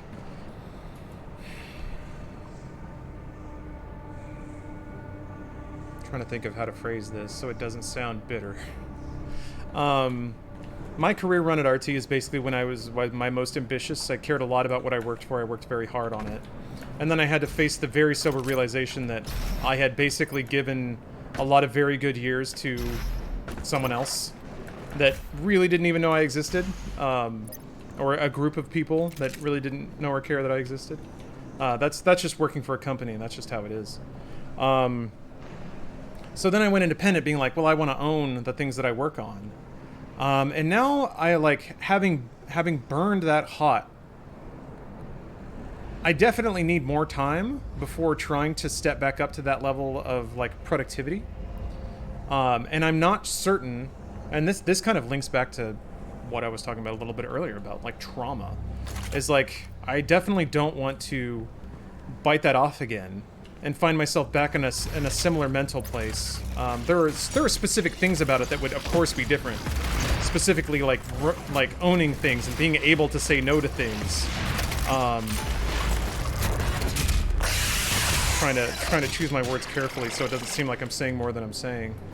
But when it comes to like, yeah, when it comes to ambition and like biting off big projects, especially ones that like don't stop, recurring productions and things like that, absolutely want to make sure that it's something I go into with a completely clear mind and super motivated to do. And to make sure that I'm not just jumping into that because I have something to prove to myself or anyone else again. Mostly to myself. It was never really a question of anyone else. Just starting out, you've accumulated half of the following you have now. Curveball.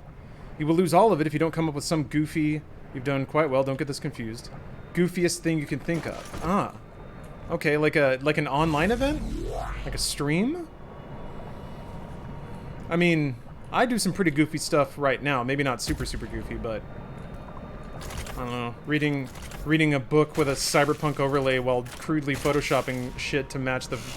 I consider that pretty goofy, but that's by my metric. And clearly that's the sort of thing that's just not super popular on Twitch, but I have fun with it, so again, I'm kind of back to that. If it's fun for me and it lets me pay rent, then that's great. Reverse underpants party? That's pretty goofy. Oh, see you, Dr. Full House. Oh yeah, Factorio 1.0 just dropped. I actually got a key for that. I should check that out. Can't call art goofy. I guess you're right. That is art. Pure, complete, beautiful art.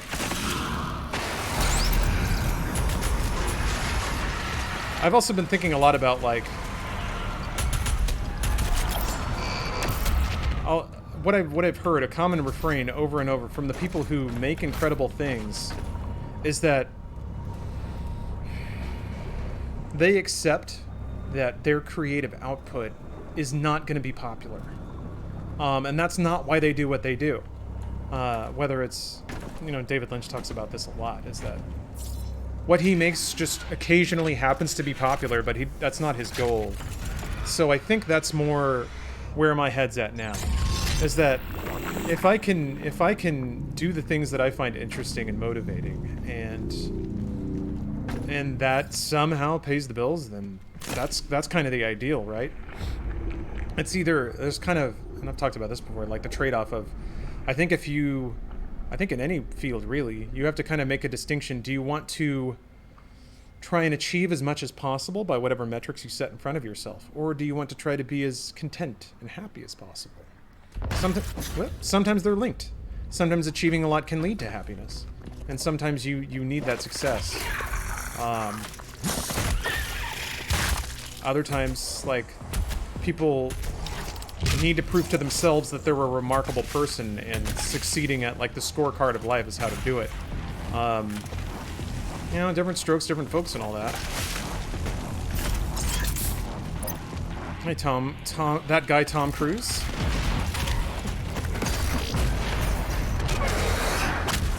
Balance is good, yeah, that is true. Not always the easiest to get. To attain balance, that is. Hey, what's up? Sorry, I just said what's up, Tom, but I'm saying it again. Stuttered on my wow words a little bit. That's the main thing, isn't it? Making sure that you and Steph are taking care of with the guys that you enjoy actually doing, even if that doesn't jive with what is expected on Twitch. Yeah, I agree. I guess what, like... Ah, shit. I am out of everything. I think they give you some ammo. Okay. I do see some side comments here and there, and it kind of kicks off these thought chains of like people leaving snide comments on YouTube videos or sort of commenting offhandedly, doing like the hip fire Reddit opinions. There's been a lot of those lately due to recent Rooster Teeth events. But like certainly people see your life in passing and pass judgment on the achievements that you have without really, you know, I don't know. It's like the appraisal of others, as little as I want to care about it. It still kind of weighs on me sometimes. If I'm being honest with myself about it. No, don't shoot that.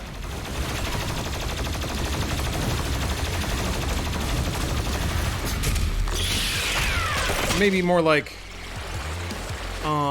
that has made me realize that I need to develop a more steady evaluation of my life and what I enjoy about it. Not necessarily that some internet dude thinks I'm washed up. Like, that doesn't particularly bother me. It's more like, okay, well, am I trying to make everyone in this Reddit thread think that I'm still the shit? Or am I okay with people thinking whatever they think about my life? And really, I have to come down on the second part of it. Like, people can say what they say, but I still get to play Doom Eternal and hang out with cool people. So, you know, who's winning there, I guess. Zeus, God of Thunder, thank you for the 5 subs. See, look at that. Boom. Easy money. Thank you so much, Zeus. Hate to say it that way, but to me, that's what's most comically amusing right now. Have you heard a lot of contractors in game development being let go very often, like more so than permanent employees? Yeah.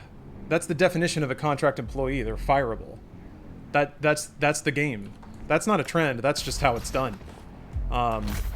Microsoft sending you free shit is not washed up. That's a really good point. That's a really good point. I'm kind of over to getting free shit to validate my importance.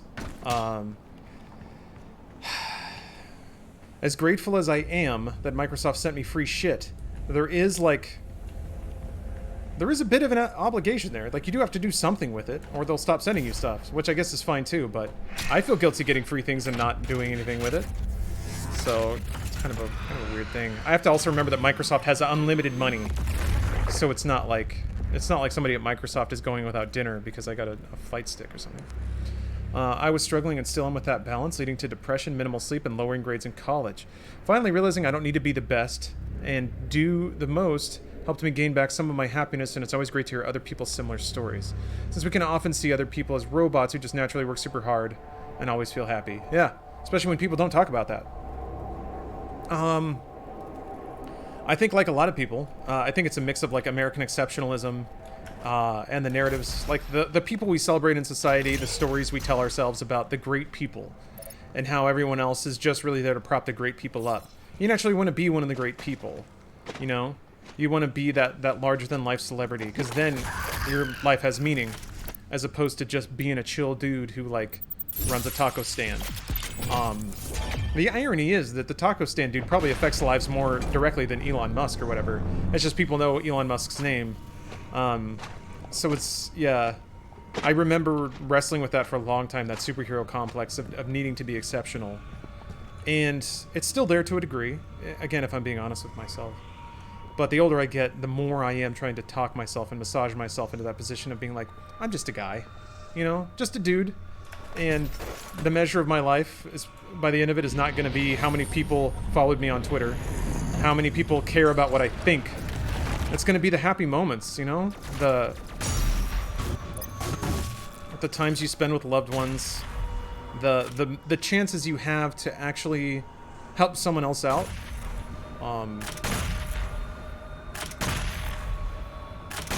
I think those are the more important things, and that's certainly what I've leaned into a lot more lately, now that I'm more independent, which, you know, leads to, like, philanthropy and shit like that. I'm very proud of the fact that I've been able to throw a lot of money towards charitable causes. I'd rather do that than dumping them in a corporation's coffers for them to spend it on whatever at this point. I think about Markiplier and his content. A lot of people will have the mindset of him just being another Let's Player, but watching his more creative videos and series like A Heist with Markiplier, dude does what he loves and is passionate about content, also helps keep him really successful. Yeah. And I think that's one of those circumstances where it just so happens what he's passionate about is also what people really want to see. You guys have provided immense amount of entertainment for me over the last decade. I'm more than happy to support you and everyone you've worked with. Cheers. Well, thank you, Zeus. I appreciate that. I appreciate that sentiment. I wonder how long that goodwill is gonna survive, but I'll take it for now. Oh, Pat, man, I'm just rambling. I wouldn't consider myself qualified to give life advice, but I'm glad it's maybe providing context, or maybe making people feel a little less alone in their own little heads, or their own big heads, one of whom I can. A lot of 80,000 IQ Twitch members in chat. I know that. This is the world's greatest think tank. Right. Well, again, this is getting more consistent. I'm not dying on the stupid fights anymore. What's up, Kazotic Art? Just don't play Doom Eternal. Oh, I'm doing it though. Like a good stretch. 1-1. Thanks for the Prime sub.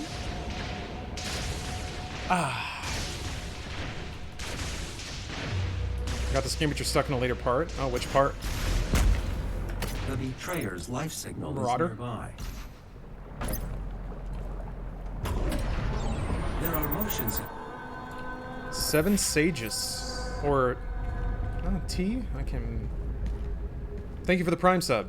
I was ruminating on alternate ways to say that name, but I think I'm just gonna land on 7 sages.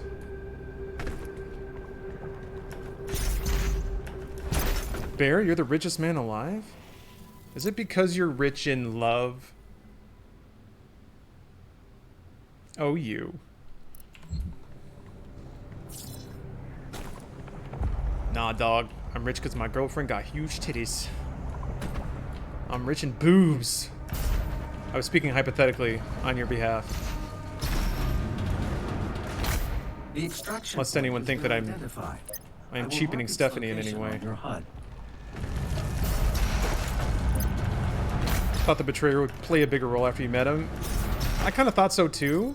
I mean, the lore of 2016, I think, made it pretty clear that he had self-exiled, so it would be, I think, cool if the betrayer snapped out of it and was like, yeah, Doomslayer, one last ride, and like kind of came along with you to certain story events and whooped ass. That'd be neat. That'd be neat, but yeah, I'm surprised he showed up at all, really. Heading into Eternal, I had no clue how much of this lore they were going to try to acknowledge, or if they were just going to like wipe the slate clean. I'm obviously glad they actually decided to pick it up and run with it. Yeah!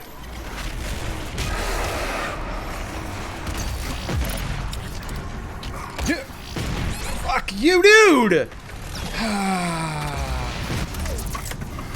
How are you supposed to deal with that, man? Just dropping directly on your head. I guess just don't be there. Fuck.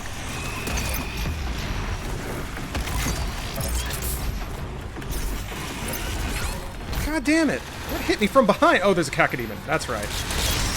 Where are you? I thought it was something or something.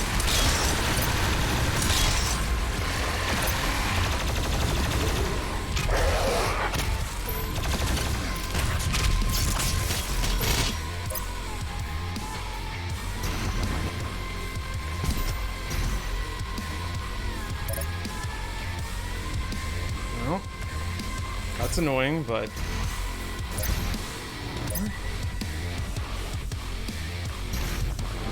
there you are.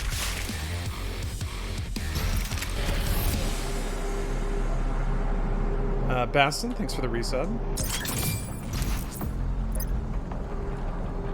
Spot on, Lawrence. I have boobs in my heart, and it's all I need. Powerful statement for living a clean, self-sufficient, self-satisfied life. If you have your own boobs, would that consider being rich in boobs? I guess it depends how much they satisfy you. And a cruel... I've often considered it a cruel twist of nature that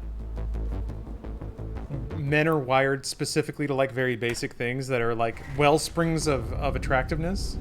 Women can do that too.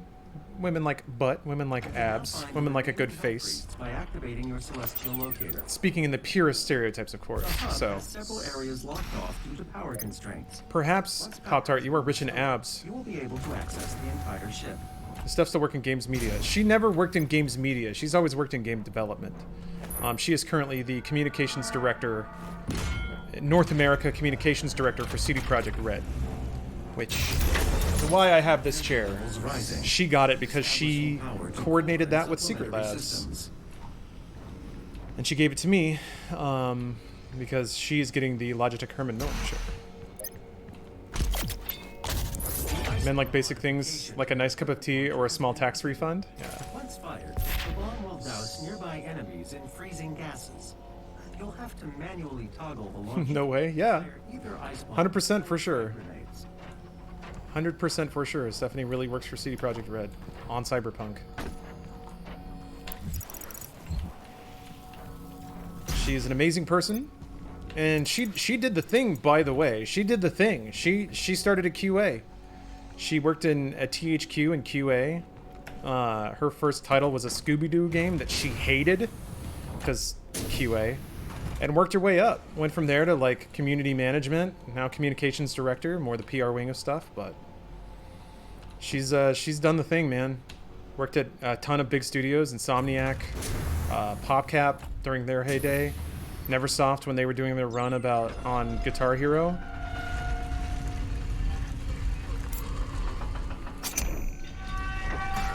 She did a QA thing where she worked like 80 hours more a week than you're supposed to in order to get ahead. I don't know that she did that. She I think largely worked normal hours because like I don't know, the game she worked on, I don't think there were a lot of eyes on them at the time. She does kind of talk about how like the crew she worked with in QA was an interesting set, and like some of them were just lifers, like they were just going to be in QA forever. Kind of reminds me of some of the GameStop people I worked with. Just like, this is just it. You're good with this, okay. I mean, again, I guess I can't look down on that given what I was just talking about. I'm sure it's possible to be very happy and fulfilled doing those sorts of jobs, but C, of course, always had more ambitions. She wanted to work on cool games. Which Scooby-Doo game? I don't remember exactly. I think it was one of the GameCube ones. I'm pretty sure it was a GameCube one, but I unfortunately don't remember specifically which one. I watched Hogue Law talking about how people don't have to work for dream jobs at low wages. It seems rather dismissive because most people work in these jobs to get their foot in the door. How do you avoid it? I mean, that's the path I took. I was more games media, but I definitely did years and years of writing for free, just to sort of get connected with people and develop a work reputation that then led to something. Now I'm the man you see before you. Clone Hero is huge right now, especially amongst me and my buddies. We have weekly Clone Hero tourneys. I'm 7 of 12. Oh, in terms of ranking? That's really cool. I'm glad that all those communities are flourishing. Oh, companies lowballing you doesn't make it right. I mean, right or wrong, unfortunately doesn't factor into it. It's a question of market supply and demand. No company in the world is going to pay someone more than they have to just because they could. That's, in fact, bad business. That's just losing money. Now, the morality is how far the company pushes it, I think, or how many structures they put in place to cram more work out of people. But, like, that's exactly where the discussion stops. Companies should pay people more. Okay.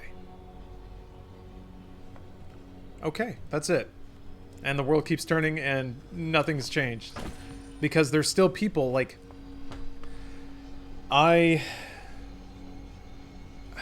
trying to think of the exact timeline. I was like... in the middle of talking about, like, how... like, the work for free thing is tough.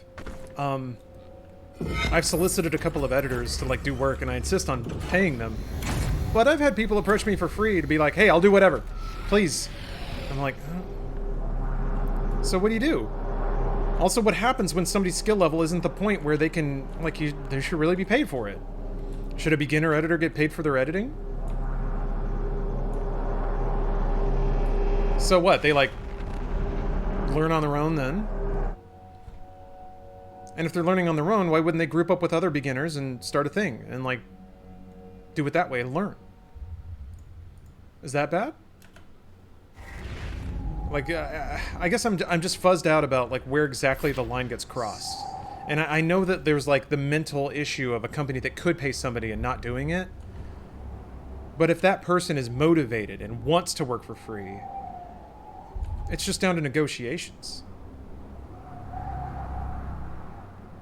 The problem, I think the sticking point is that like, let's say I want to get paid for a thing, and I'm skilled enough to be able to demand those wages, but there's a bunch of other people who know that they're novices and aren't charging for their input, then a particular client may choose to go with the free person instead of me. But that's kind of on you to know your skill set and know that it's worth paying for, and then convincing somebody of that.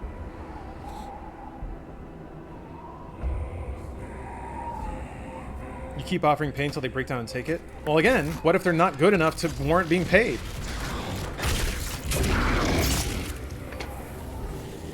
What if the thing they're offering their like, let's say you're a beginner writer, all right? And you want to pitch something to Polygon, but since you're a beginner writer, your writing's not very good. What, is it Polygon's job? Is it now their job to edit your writing up to spec and also pay you for it? And then why would they pick you over anyone else? Because you require more work to produce publishable copy. I don't know, man. I feel like it's really easy to just be like, yes, companies should pay people. Yeah, okay. They should.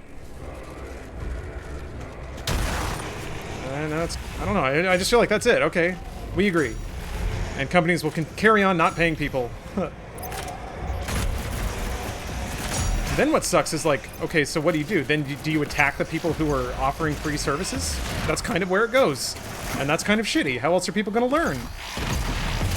Do it on their own and refuse to, like, organize? Do it on their own and refuse the opportunity to work with a bigger outlet that you could actually learn from? Are you asking people to do that?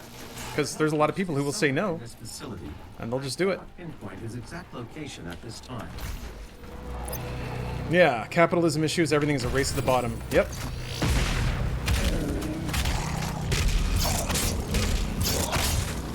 And also just the ability of people who operate businesses to do it in a way that they see fit. As long as it's not, like, actively predatory or discriminatory, which... If a company can replace you in a day and have someone do 80% of your workload, then you are easily replaceable and the compensation will reflect that. Yeah. I guess the frustrating thing is when a company thrives off of the idea that you're replaceable when you're actually not. That's when it's kind of messy. Of being like... Or, man... Here's the real motherfucker. Is when you're not replaceable but everyone thinks you are. Then you just have to quit. When, like, you try to convince people of your value and you're just not there. I love men. Acid Acrobat, I'm happy to hear that. Us fellas have been, we need to make people horny more. I'm not saying that, maybe that's where you were, but... Guys, we're slipping. We forgot to be on our game. We thought that we could play World of Warcraft for 16 hours straight and then get laid. You gotta put out some effort, boys. You gotta be looking good. You gotta be talking good. You're never gonna yell someone into being horny. Never. Yeah, work those shoulders a little bit. Do some push-ups. Get that horny game tight. What?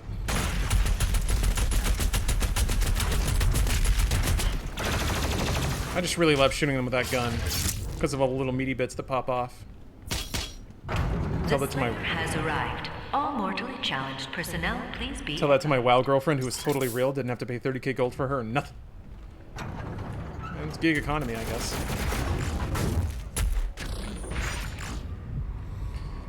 Okay, kill this guy and then dash forward. I'll remember that this time. I'm miffed that I lost my death rune already, but if I just don't die for the rest of the run, it won't be no problem.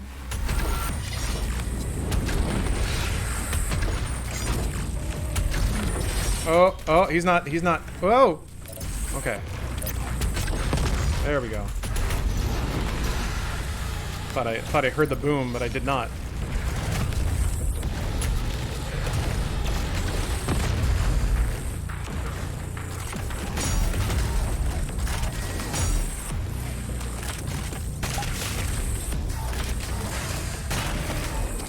You play WoW? Oh yeah, of course. Who hasn't?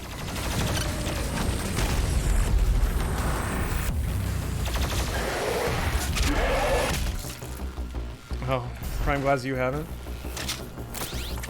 Did it get frustrating to have people not realize you were being a very extreme, not real version of yourself when you were on screen at Funhouse? Seems like it would be shitty to have to explain that to people constantly. I mean, I just didn't try to explain. I didn't... I don't know. I feel like...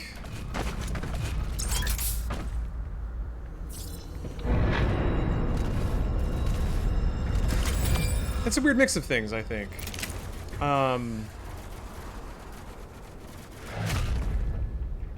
I felt like the philosophy that we established early on was that it was like a safe bed of comedic grounds, but I don't think that was actually the case. I don't know. I think maybe explaining it would have helped, actually, instead of just not trying, or assuming that it was understood.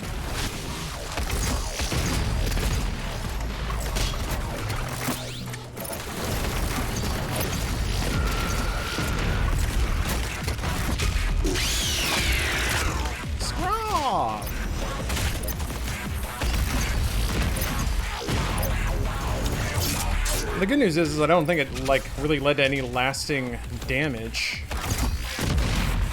I think there are some people on the internet who have a certain impression of me, and that's fine. They can keep that. They were gonna have a skewed impression of me either way if they're the type of people to draw quick conclusions. Can't control that. And, I seem to be on pretty good terms professionally with a number of people, so it's not like I've been blacklisted or anything. I can only hope the more reasonable side of the audience understands that, as someone in entertainment, things are exaggerated or just not true. A couple of Dude Soups, you guys did get into the look for being in personalities on camera. Yeah, I'm of two minds on that. I feel like the personality thing is true. Of course it's true. Because, like many people have pointed out in Reddit threads, this is not that interesting. And I understand. I'm not trying to be interesting. This is much closer to me in my natural resting state. But, like, the whole illusion of like new media, YouTube media being more authentic is not necessarily true. I think it just gave rise to something that felt a little less canned. Frick. Ah!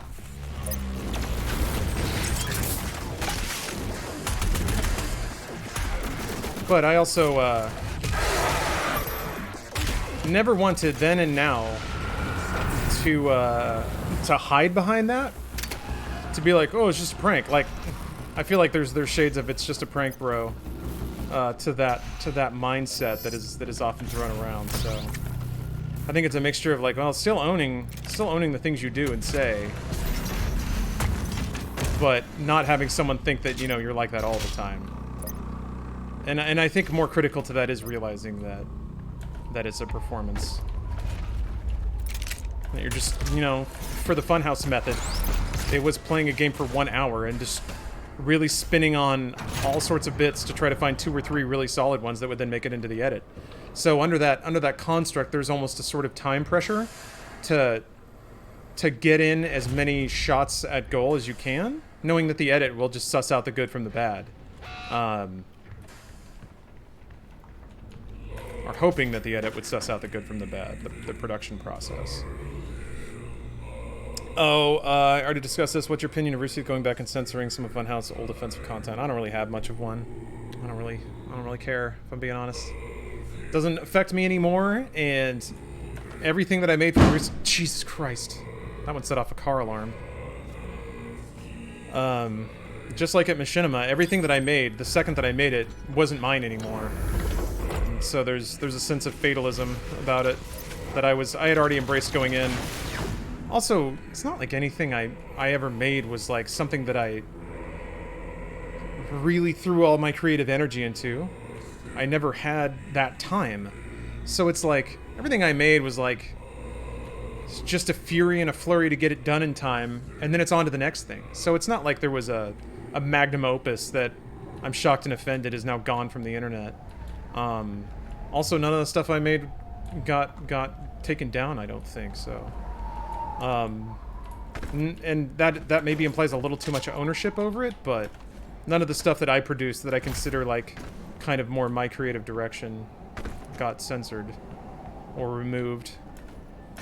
It's just, it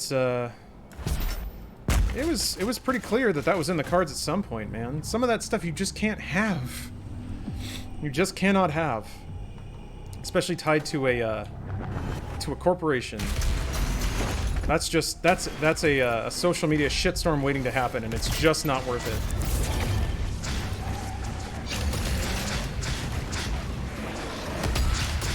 So it makes total sense to me. Shit. Asshole. I hate it when he like waddles out of the way. There. Shit.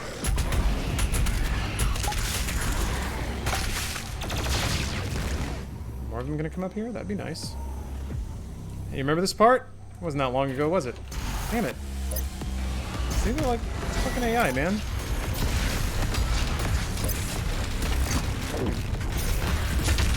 Shit! Oh man, I mistimed that. He's still out there too.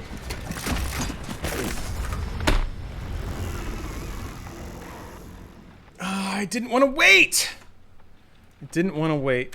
That was on me. That was super my fault. That was super my fault. Hope you still have love for content you made, like the Drunk SNES Class Game Master video. Wish I could do that challenge with friends. I mean, you can. Just take all the challenges. They're all there in the video, I think. I don't know. Against all the evil that hell can conjure. Did you ever genuinely feel like the odd one out at Funhouse? The whole time, yeah. That mankind I think everyone said that. We will send unto them only you. Rip and tear until I'm it's done.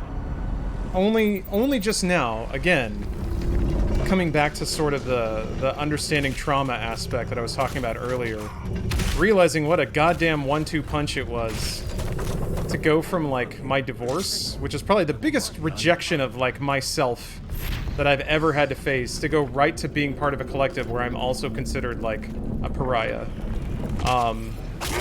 That's not really anyone's fault, but it is making me realize that some of these things maybe landed a little harder than I thought they did. May also explain my volatility at that time.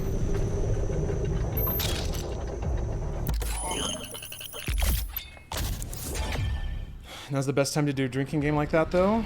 Do it through Zoom and no one has to drive anywhere? Yeah! Remote drinking games are pretty cool. Getting wasted with friends, man, it's so nourishing. Damn it, now it's like, I can feel it happening, right? I've sort of talked about that stuff, it's sort of getting me back in that mind space. This is the process. I can feel it happening right now. And this is the sort of thing where it's like, well, if you have a beer or two, it might change the mood around a little bit, but that's not a good behavior pattern. And also, I don't want to die in this room because I'm getting distracted.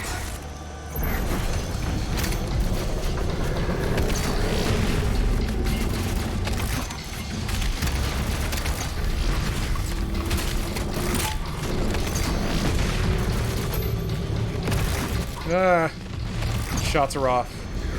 got in my head now. It's alright. I'm gonna murder all these demons. Hey, 169. Nice.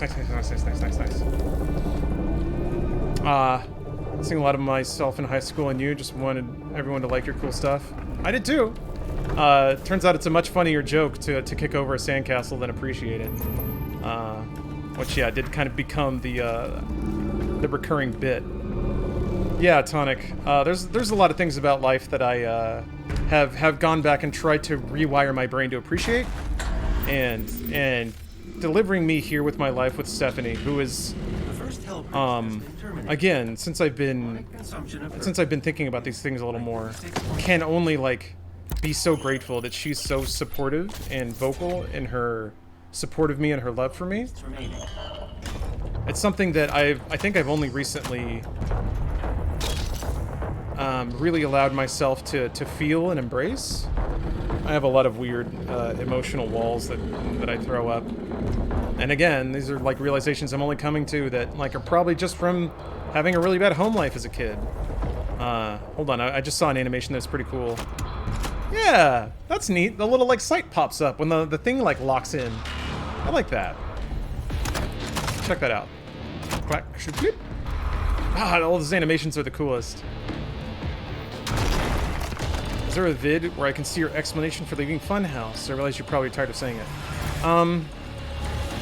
I mean, I can condense it for you right now. It just wasn't the job that I wanted anymore. It wasn't the company that I wanted to work at. It wasn't the job I wanted to work, and I was massively burned out on work, and all of the things I asked for to help were not done. I asked for more people, and they laid people off, and then they gave me the opportunity to, like, hire back up to the same number that I had. But it's like, okay, so you're reducing my staff, and now it's my job to find new people too. So it's like, every time I asked for help, I got either ignored or more shit was piled on my plate, and I'm like, nope. Which is, I feel like I can say those things because they're pretty literal. And it wasn't done to me. Like this was all in context of other things happening. Yeah, it's just corporate America. That was it. It was a job that I cared a lot about. Working with a brand with people that I cared a lot about. And then, you know, some years go by and all of a sudden it's corporate America. For me, I should be honest or be clear about these things. It's entirely possible, and in fact, I hope that experiences aren't like that for others. Sounds like me at Walmart. I ask for help and get none, and when I have to be close, they shit on me and have people leave hours before close. Or when you close, okay. Yep, corporate America, baby. That can be really bad if you don't have a support network.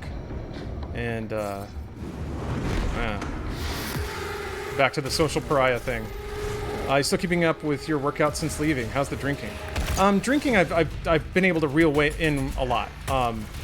This weekend has been this week has been a bit of an exception. Stephanie took a watermelon juice cocktail class, so you're damn right. I got to experience the benefits of that. But no, it's been good. Diet, I'm still going pretty good. I'm usually at around 16 to 1700 calories a day. Which is a pretty good spot for me right now.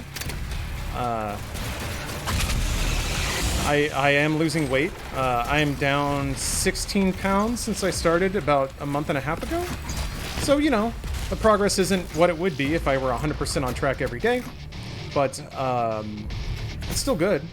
And as long as I'm at a deficit every day, that's all that matters. I just want to continually tip towards my goal. I think I can probably realistically hope for like 190, which means I have about 20 more pounds to lose. And I'm sure it's going to get harder as I get closer to that number, but that's the goal. If I can get down to 190, then I'll flip it around. I'll start eating more and lifting weights again. So that'll be my first like cut and bulk cycle, which will be exciting. And hopefully I won't have to, or now that hopefully I have the tools to do it again if I need to. You subscribe to a specific diet ideology? Not really, no. I did Nutrisystem for a little while, which kind of really helped me figure out how to get to low calories by using a ton of vegetables. It's really just vegetables. And really the Nutrisystem thing just forced me to learn how to prepare vegetables in bulk so that I could eat them and have them be a staple of my diet, which has helped supplant a lot of calories that I would have taken in otherwise. Never been a drinker, so when I got a big bottle of gin from mixing, I was like, oh, it'll take me forever to drink through this. Now it's over half empty, and I'm like, oof. A drinking with friends thing in quarantine and a nation being usurped. Oof, yeah. It can be hard to not embrace the fatalism of it all. I'm trying my best. I'm trying my best before I give up for good. But yeah, it's oof. Oof, oof, oof. Doing the calorie deficit thing right now too, and it's really hard. Good on you for losing that much. Well, thank you. Yeah, I'm looking and feeling better, I think. Really, like, for me, it's almost a, and I've said this before, but it's like a scientific curiosity at this point to see what my body looks like. Really, to see what it looks like. I don't know. It's been covered with fluff since I've been 14, so I don't know what, like, I don't know what my skeleton looks like. I don't know what my muscles look like. It'll be exciting to see. Oh, gaming since 80s, you gotta go sleep? Alright. Thank you so much for watching. The cleansing of Earth is a necessary step on the path to a brighter tomorrow. Trying to lose weight? Oh, Prime, really? Hopefully losing weight to a healthy amount. Sounds like you're already pretty lean. I guess it depends how tall you are. Are you, oh, you got a beer belly? Okay. In America, that means you're 100% fit. Arms looking more defined? I mean, that's just because the fat's falling away. I'm not really doing anything that would justify me getting more muscle mass at this point. Which, I'm hoping I can get through dieting without losing a lot of the mass that I was able to put on the past couple of months. Game streams are fantastic, beautiful to look at, gives you the freedom to interact with chat. It's like the perfect mix. It's got that narrative of gameplay, of like the further you get, the more exciting it gets. It's got great sound design. There's a little bit of downtime in every level for me to like interact. Yeah, no, I love it. I love it.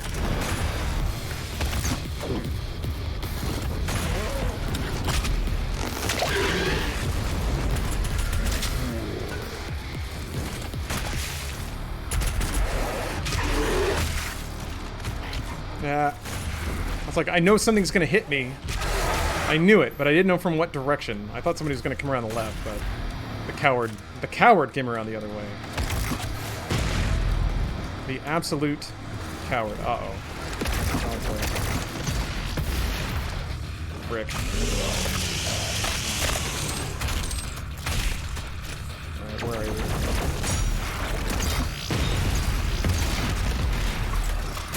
Man.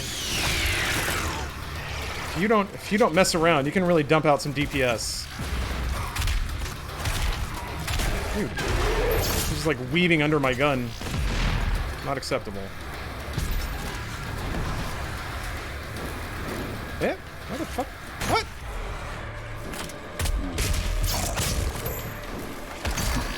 That was a bit of a dogfight, wasn't it? Do you incorporate any VR workouts? Not at the moment, no.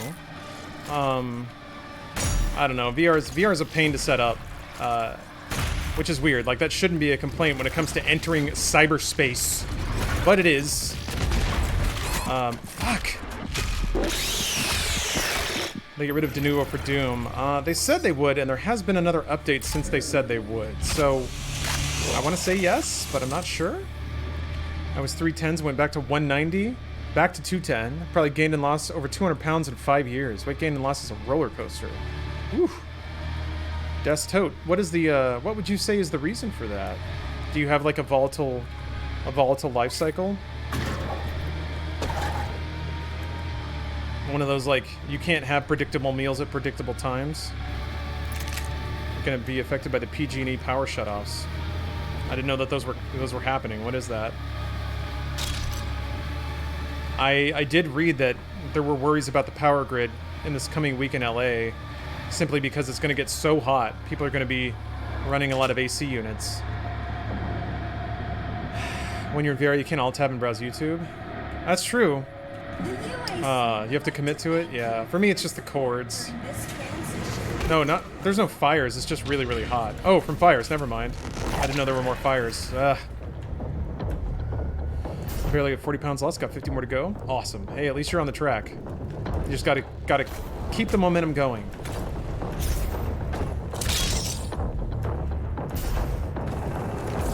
Yeah.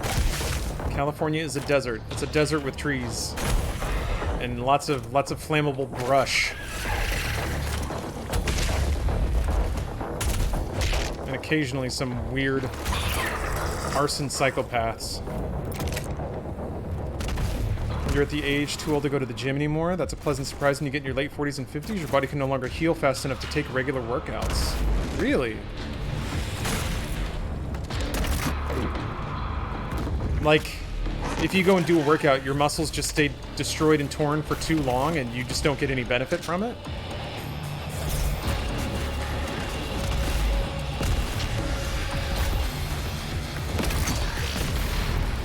Fuck. What are you doing here?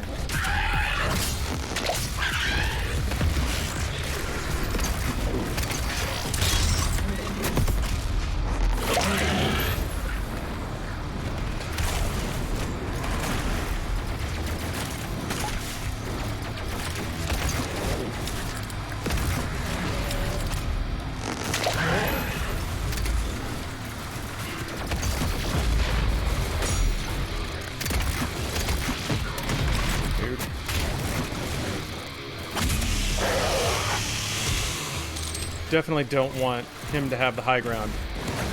Anakin. Drop.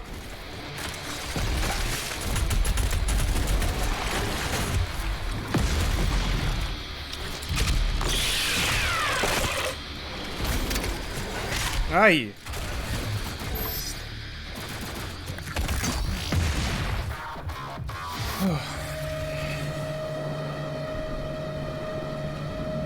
Huh.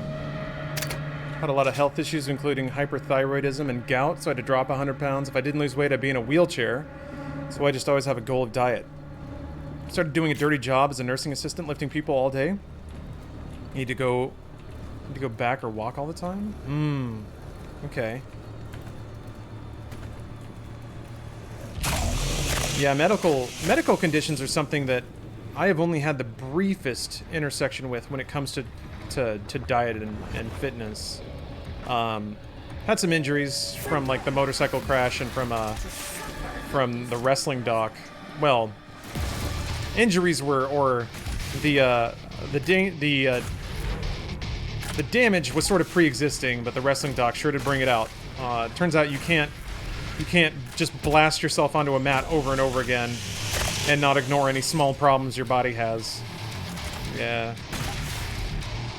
I guess in that regard, I kind of did live the real stuntman life. Shot the wrestling doc and then went directly into physical therapy. Anyone have some beginner advice for this game? Just starting out and I get swarmed.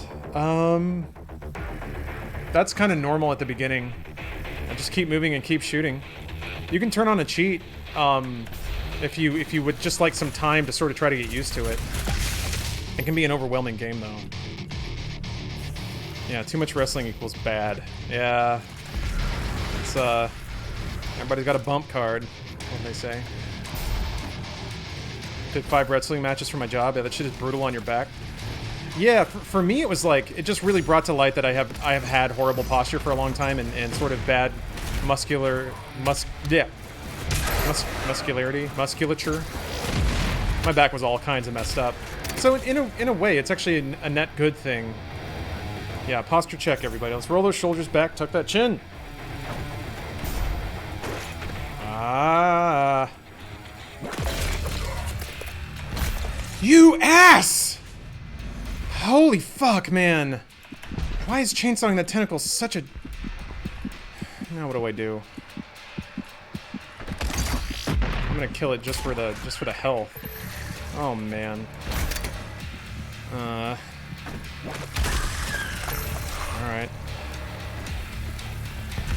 I don't know that I have enough bullets to kill it. I mean, there's imps up here.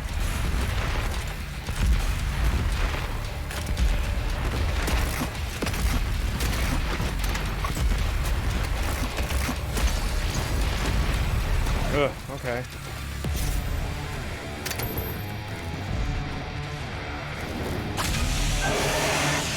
Yeah, this is Ultra. Sure is.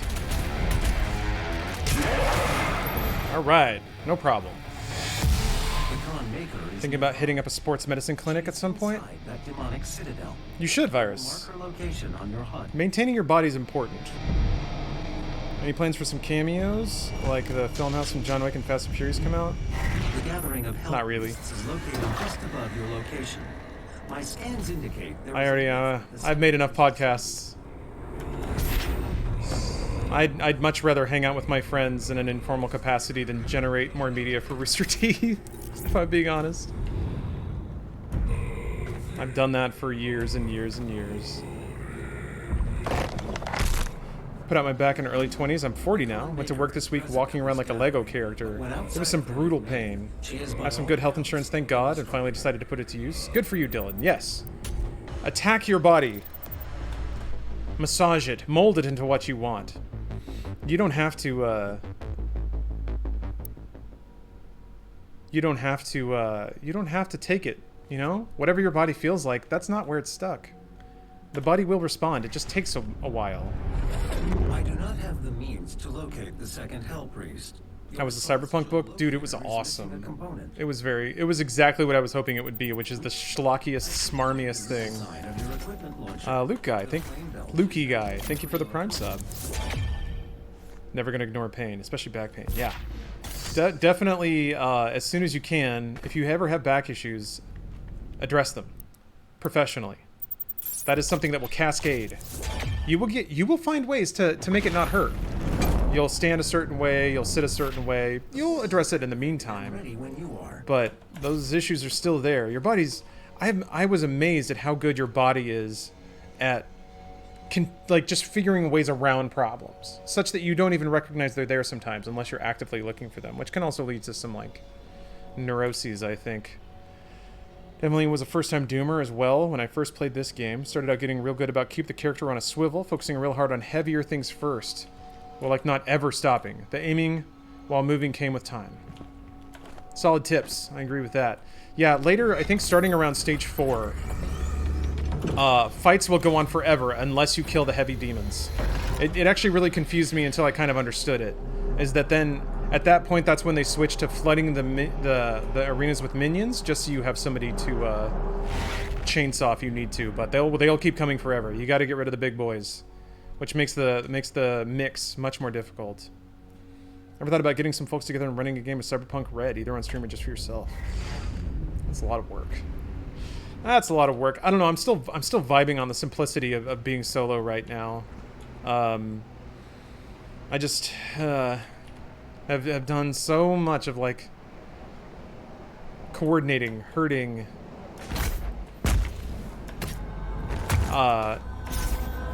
accommodating. So much accommodation for years, trying to accommodate everybody and everything they wanted. And now it's just like, I can just sit down and play a video game, and it's not complicated, it's not messy. You know, sometimes tech messes up, but whatever, that's life.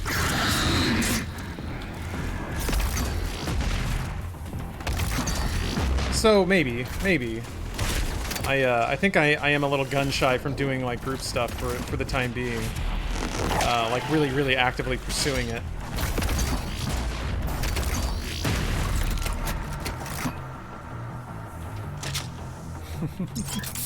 All right, these boys over here. Aren't you taking the original Blade Runner? It's a goddamn masterpiece. Blade Runner's amazing. Blade Runner's, I don't know if it may have passed this point. I need to watch it again, I think, but it's one of those movies where I feel like I've watched it 5 or 6 times, but each time I watch it, I see something new, and that is rare. It's not often that there's a movie where that many times in I can still see new details. Same thing with The Shining. Yeah, the voiceover, ugh, no thank you with the director's cut. Although I will say, like, that actually did, the first time I saw it, it actually did answer a lot of things I didn't understand about the movie. So I think it was important to watch it with the VO once, just to kind of get all the subtlety of that film. Are you invulnerable during executions, and are they strategic in any way if so? You are invulnerable, but that is a huge double-edged sword, because you're not vulnerable the second you come out of it. So it's dangerous to lock yourself in one spot and also not be moving. So yeah, there is some strategy to doing a glory kill to like have a moment where you can't die, but that moment ends very soon, and you have to keep going after that. So there are some strategies to like. I like laying down a frag grenade and then glory killing because the explosion will at least stagger everything around me, and then that gives me a chance to get out. Or like laying down a sticky bomb on somebody near the glory kill, so it's a bit of cover. But yeah, glory killing is a complicated prospect, especially once you have something like Blood Punch, which is a really powerful melee ability, but you have to glory kill to refill it. So Doom Eternal is so fascinating with all these little like micro decisions you have to make about what resources you need and how you're going to get them. It's like you can take risks to inoculate yourself against problems further down. So, you know, if there's a glory kill there and you're one glory kill away from refilling your blood punch, do you go for it? Do you just shoot him to death? Who knows? It's up to you. That's what makes this game so fun. It's not just shoot the demons. I mean, it is. You still have to shoot the demons. Dashing out of glory kills, yes. Dashing away is ideal, especially forward. Dashing back, like when you dash back and this happens. Oh, I don't have dash yet, but if you dash back and bonk into something, you're like, well, I'm dead. There's something back there and it's going to kill me. Okay, quick break. I gotta use the restroom. Be back soon. Alright guys, quick update here. Stephanie is not here right now because she went to go get a tattoo. In an entirely socially distanced way, I promise. But she is she's coming back now, and she's freshly tattooed, so obviously in an amount of pain. She's requesting a cocktail and some ibuprofen for when she comes back. So I'm gonna go pick that up right now. Excuse me. I'm gonna go walk to the convenience store and grab some stuff for her. So a bit of a more extended break than usual. I think it takes me like 5 minutes to walk down there, 5 minutes back. So about 10 minutes. I'm gonna just go pick up some feel good provisions. So yeah, I'm simping the hardest I can right now. So I'll be back in just a second. More Doom coming up, but yeah, I'm gonna go grab some stuff. So be back in a second, and see you then. Oh no, your boy's back. And nary a problem to be had, except for the fact that I didn't put on socks, so it kind of wore my feet raw. I was like, hey, this shouldn't be a big deal. I'll just pop on down to the corner store. I won't need socks. This is fast. Nope. I got baby little feet. I got baby feet. They're so soft and fragile. I also, because I was in the mood for it, it's part of a bad behavior pattern, but I'm indulging myself anyway.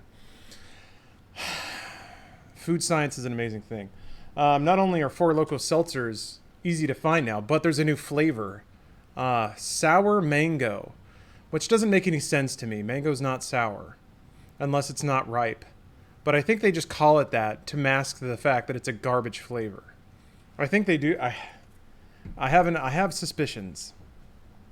Ran a 22K today. Had a Pepsi. Yeah, I'm gonna do the equivalent of a Pepsi here. Haven't seen Four Loko in years. Well, it's back, and now it's sour mango flavored. So let's get into this. It's seltzer, so it's good for you. Better for you, right? Yeah, I get the mango. I guess it's a little fake mango-y smelling. Yeah,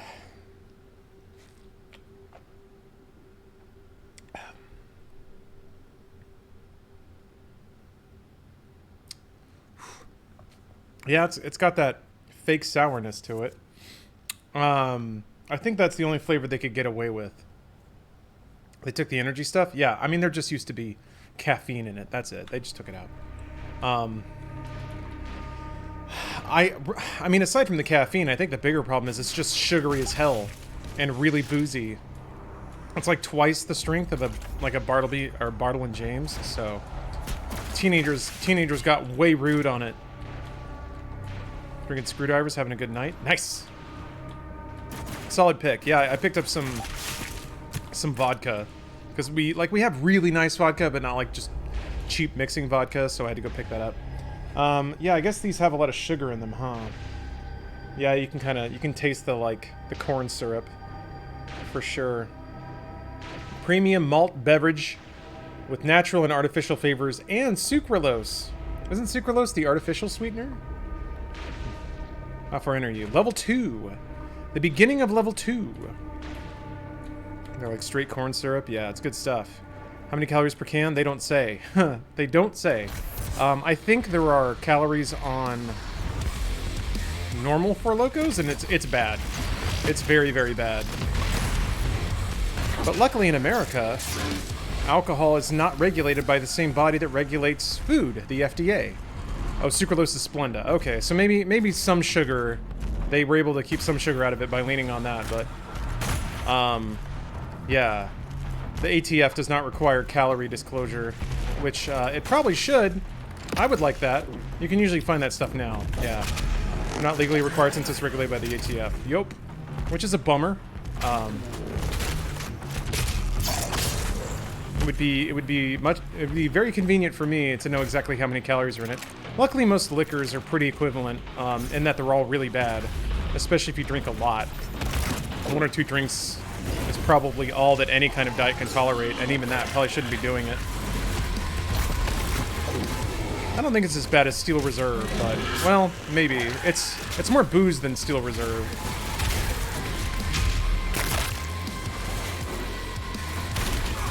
Fuck.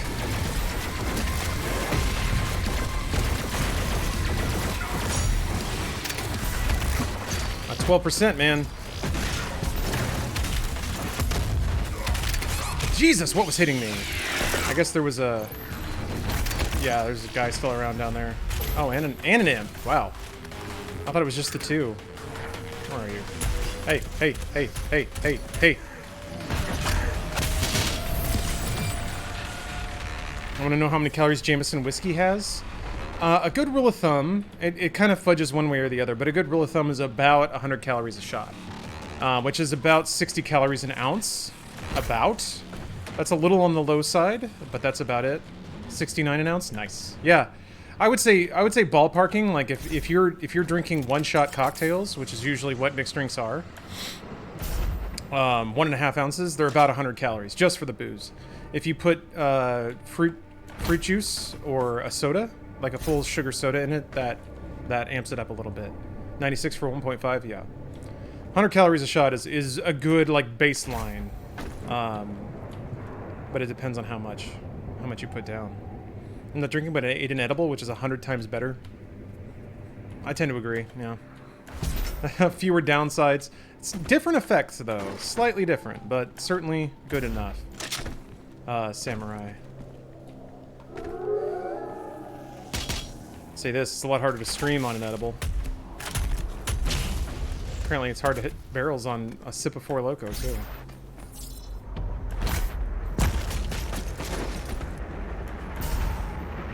Not drinking anything besides water? I don't drink anything besides water. Nice. I'm in the military, booze is all I got. Yeah. What's your ration of rum? I guess it's only in the Navy. Did they still do that? That's a fun fact. That apparently I don't even know, really. You can do anything on an edible with practice. Action hack, that is extremely true. Oh, okay, they don't. Lame. The Navy used to be cool.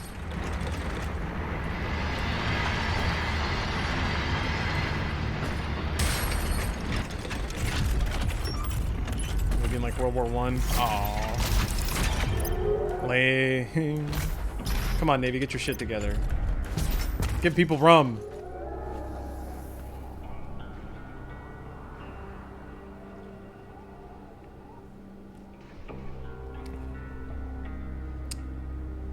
Royal Navy rum was no weak rum either. It was extra strong. Yeah, it has to be.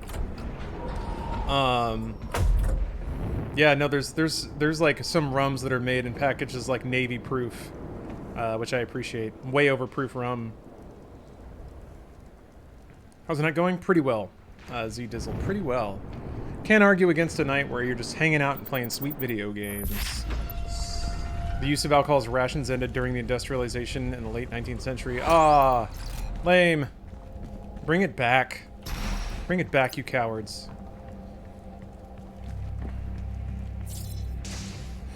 Heads up, if you want to deal with Bethesda's PC launch, you can claim Quake 2 until tomorrow. Quake 3 will be free on the 17th. That's all. Wait, Quake 3? Did they retrofit Quake 3 to, like, work with modern server browsers or something? Quake Live was kind of the modern Quake 3. How would Quake 3 even play now? You gotta enter the IP of your friend's server? Huh, no idea, sorry. No, it's fine. I'm really curious about that. It's awesome that they're giving it away. I'd love to know what, like... What some of the... Like, what people reared on Halo would think of Quake 3. Ow! Although I guess Quake Champions is also right there, too. Oh, I got him. Nope, he's not dead. He's not dead. Now he is. Alright, this got complicated.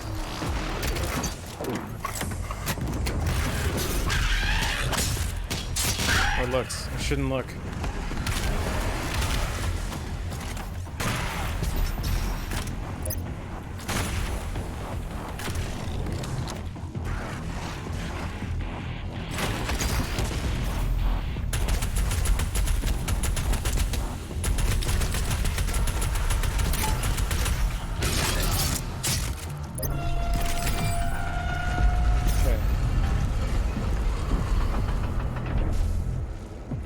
Quake cuck. Quake 3 servers are still around? Man. That's... I guess that's not surprising. That's good. That kind of makes me feel good. Alright.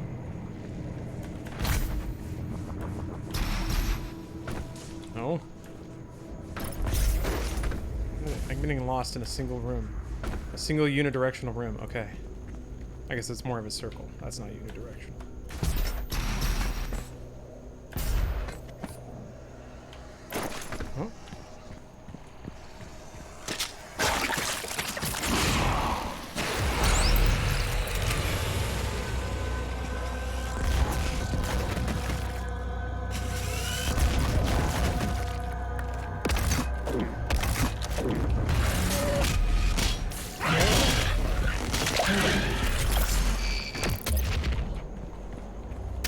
Man, that's such a cool sound.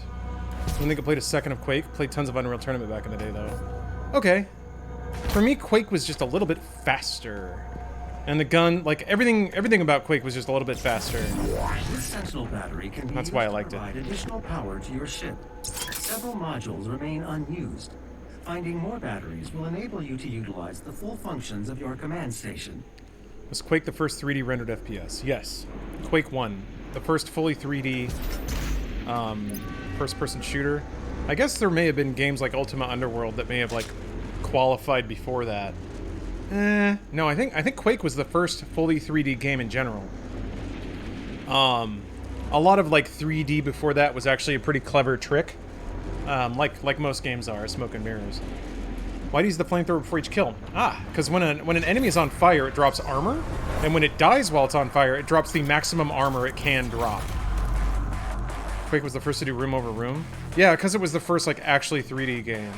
Games like Duke Nukem would fake it, but yeah. Since Quake was actually 3D, it could have Z-coordinates that were above other Z-coordinates in architecture. Very cool stuff.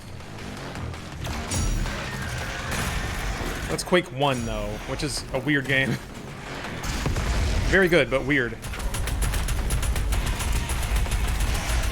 Maybe I should try to figure out how to get, like, Quake 1 working with the original soundtrack. That'd be a fun game to stream. Oh! I don't think I've ever heard the original soundtrack for Quake 1. I didn't have a PC when Quake 1 came out, so I never really got around to playing it. I played Quake 2 to death. I arrived a little late on the PC scene. Quake 3 was the first game that I had required a 3D accelerator. Yeah. It needed it. For those round surfaces, baby. Crap. Oh boy. There's a cacodemon coming up, and if I don't hit a grenade on it, I'm gonna be in trouble. Huzzah!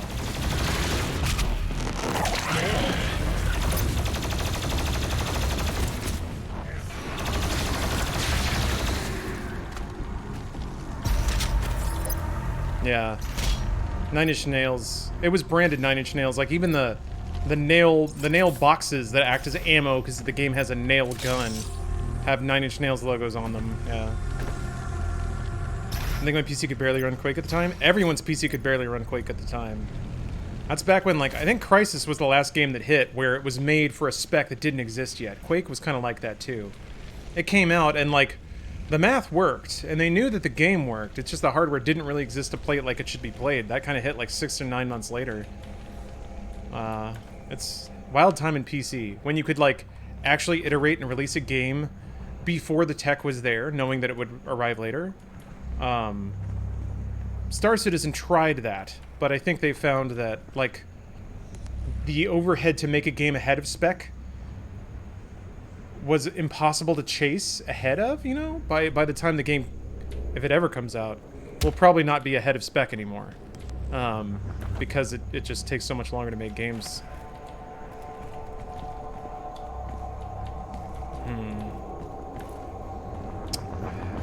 I should be chainsawing more. Oh, these lessons that I didn't learn. Oh, there we go. Okay, I'm good. Screw that. No chainsaw. Oh, Flight Simulator won't run at 4K Ultra 60 FPS without any existing video card. I guess that's a good point. Yeah, there are some technical specs now that exist that can't be hit, running like high frame rate 4K.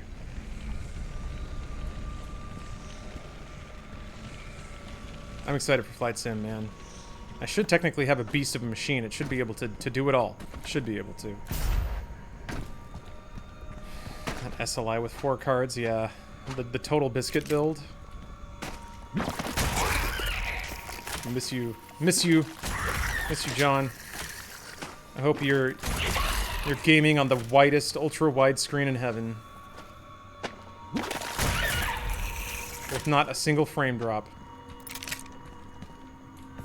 A lot of older games won't run at 4K 60 because of poor optimization. Yeah, there's just bottlenecks in the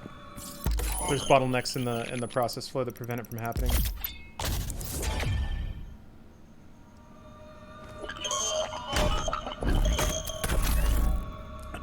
There is a Sentinel power core nearby. Man, that takes me back. That flavor. And clear a path forward. The, like, chemical sweetness to mask the shitty burn of the most garbage malt liquor. Tastes like party. Welcome back, Prime. Do you like Total War games? I would, but I feel like every Total War game is its own little universe, and I'm just so intimidated to get involved in them. So I haven't. And I also missed out on getting Total War Troy when it was free yesterday, even though people told me to, and I ignored them. Oh, it was free today? I just checked it. It was like $50. Yeah.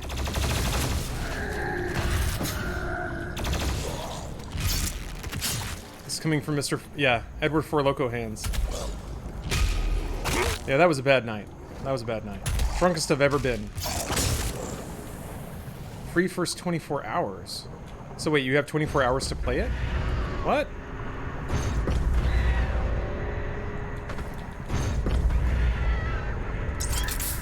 I'm confused. 24 hours to claim. From when? It was free for keeps for the first 24 hours of release. Oh, okay. So wait, Troy is a new game? Yes. From when it came out. What? Oh, shit. I thought it was an old Total War. Fuck. Oh, well.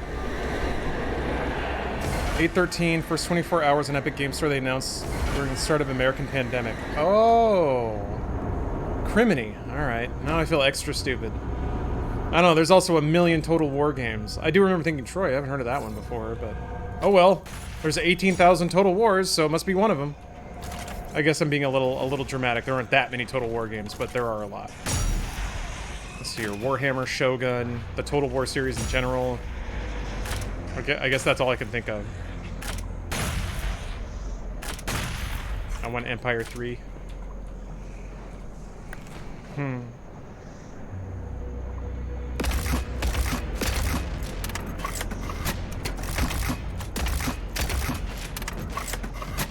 was thinking about that dude in Apocalypse Now that's really high and shooting the grenade launcher. Yeah. I just realized my hold on a minute.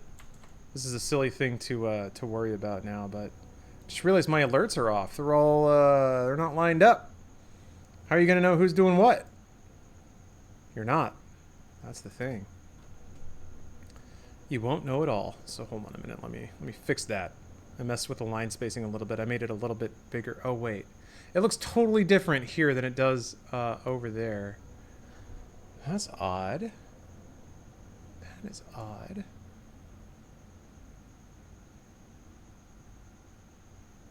All right, I scooted it up a bit. Eh. Oh, okay, that's fine. Never mind. Except it completely messed with the alert feed. That's weird. Not a big deal. Whatever. Sorry if you sent me things and now it's not showing up. That's weird. Yeah, it like erased all subs from the feed. What the heck? Weird. All right.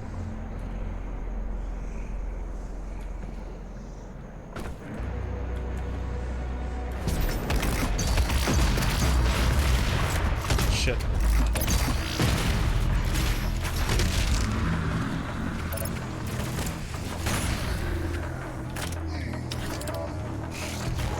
Okay, this is really bad.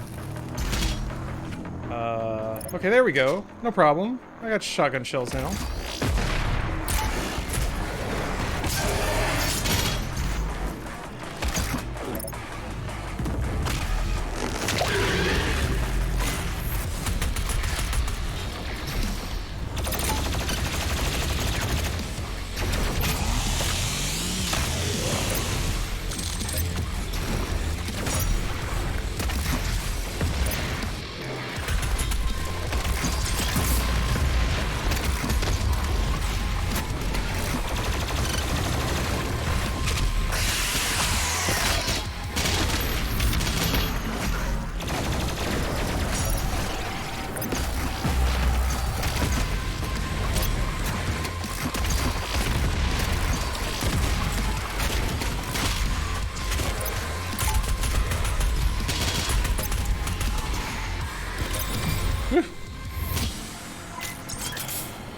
Roach? Was that the name?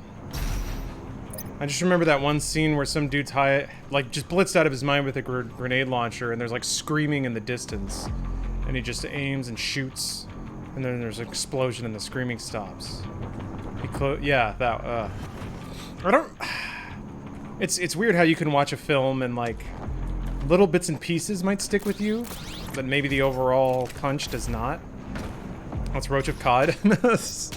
Apocalypse Now, not Call of Duty. I'm not talking about a video game for the first time. I feel so annoyed that it's 9:30 and everyone I want to watch is going to bed. Glad you're still streaming. Hey, I'm still streaming, baby. At least for another couple hours until Stephanie gets home. Then I'm going to baby her as much as I can. At the age of 6, I was born without a face. I feel like I should be lying down on the ground, staring at an orbiting ceiling fan, reading that. Hey, what's up, Spider-Man? Somebody was asking about you a little bit earlier.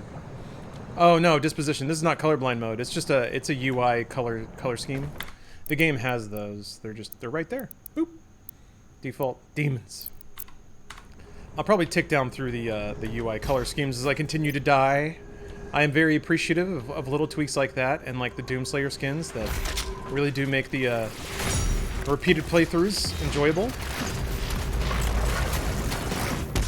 Goes a long way. I think with 2016 and especially its Eternal, its software, like they put in a lot of small touches they didn't have to put in. Like just tiny little things where it was a good idea and then somebody approved it. Like approved the time, approved the expenditure. I'm super appreciative of that. Also, man, I'm gonna take this moment to shout it out. It's a Bethesda game with zero microtransactions. There's like the season pass, I guess, but that's like more levels. It makes sense you pay for that. But they have like updated skins, they've updated tons of stuff, and it's all just like none of it. There's not a battle pass, there's nothing. Well, there's no even, like... You can't buy skins, you gotta earn them. All of them. So... I don't know. I feel like id Software is really, really tried their hardest to do everything right. Which is always bums me out. That, like, the de novo thing was unfortunate. The, like... The stuff with Mick was unfortunate as well, but, like... It just bums me out how in those moments nobody, like, looks around and is like, guys, come on. They've done everything right. Can we at least give them the benefit of the doubt here? I do wish sometimes that people, as much as they seize like bloodhounds on the moments where a company crosses the line, I wish they would also really stand up and make sure the companies that try their best to do the things that gamers say they want, I wish that they would get celebrated with equal fervor, but I'm not naive. I know the game. I have produced too many YouTube videos to be naive about what people like and what sells and what's interesting. You know what Doom is missing? 4 stealth sections and crafting mechanics. Oh, don't even get me started on crafting mechanics, dude. I wouldn't mind some sort of meta currency, I think. The Doom levels are nice, but one game I love that I've been reminded of is F-Zero GX. That game makes you buy story levels. It makes you buy everything, but something about that just feels so right. Because the game's skill cap kind of requires you to put that much time into it. So if you're like, if you have to do a Grand Prix to get more points to buy another story level, okay, it's just more time to practice, because that story level is going to kick your ass anyway. And I feel like Doom Eternal is kind of like that.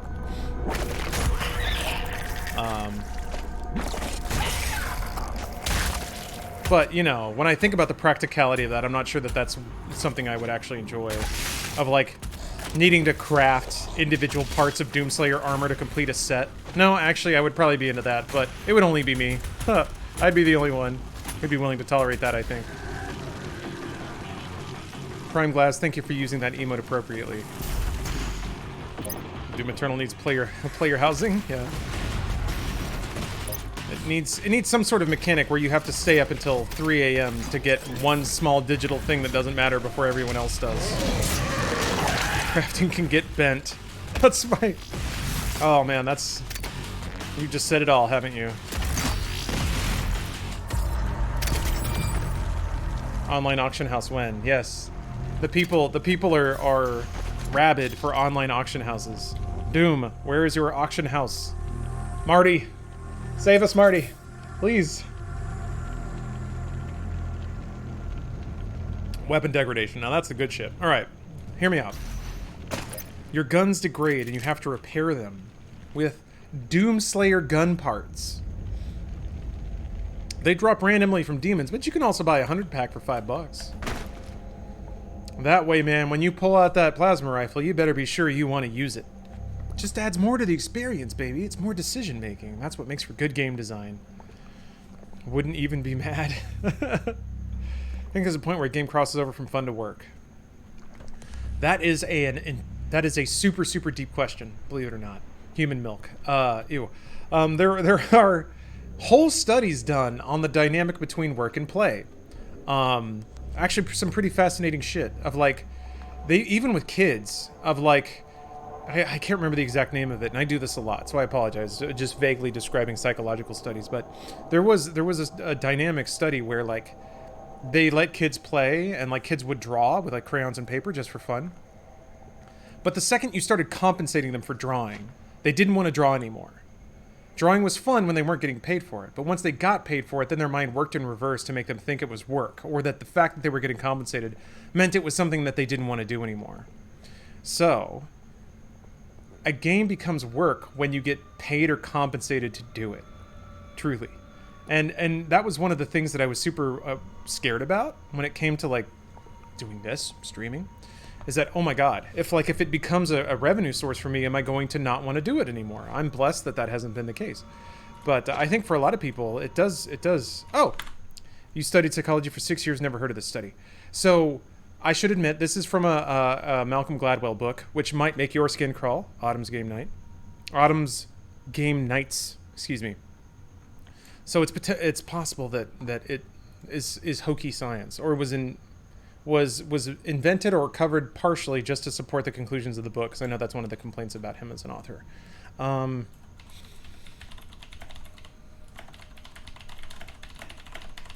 Let me deploy just a quick Google.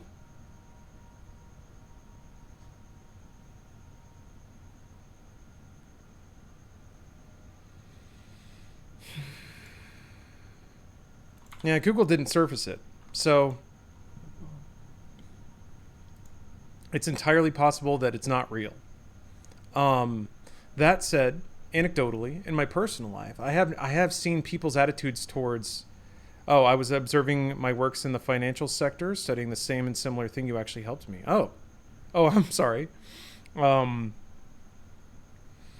am very willing to be wrong about that, because this is, sometimes it's just my rattly knowledge or memory of what happened years and years ago. On retrospect, I really shouldn't have taken this many edibles. Well, Major Meow Mix, you spelled that sentence correctly, so on some level you're still functioning just fine. Major, everything's going to be fine. If you can convince yourself to relax and just go with the flow, I promise you, you'll wake up feeling great. You got nothing to worry about. Actually, you might be in the perfect frame of mind for what's going to come next. It is Friday, so MediaTek's coming up. But yeah, punch the ticket, take the ride. Don't worry at all. People have been getting high off their ass for millennia, and not a single person's ever been hurt by it. So, but I do get the discomfort. Some kind of like drinking. Sometimes it can just be a little too much, but everything's fine. Don't worry about it. Saturday and it's fight day UFC. Hell yeah, yes. You gonna crush some brews? Oh yeah, MediaTek's coming up. Maybe we'll do a theme. Maybe I'll throw some music on top of it. How do I send my media? MediaTek and Media Share are different things. You don't, bro, man. You just sit back and watch. This is just the bank of clips that I have that I use as BRB rolls. For me personally, video games could start to feel like work despite the fact that I was not and never knew I would be compensated for my performances. Huh.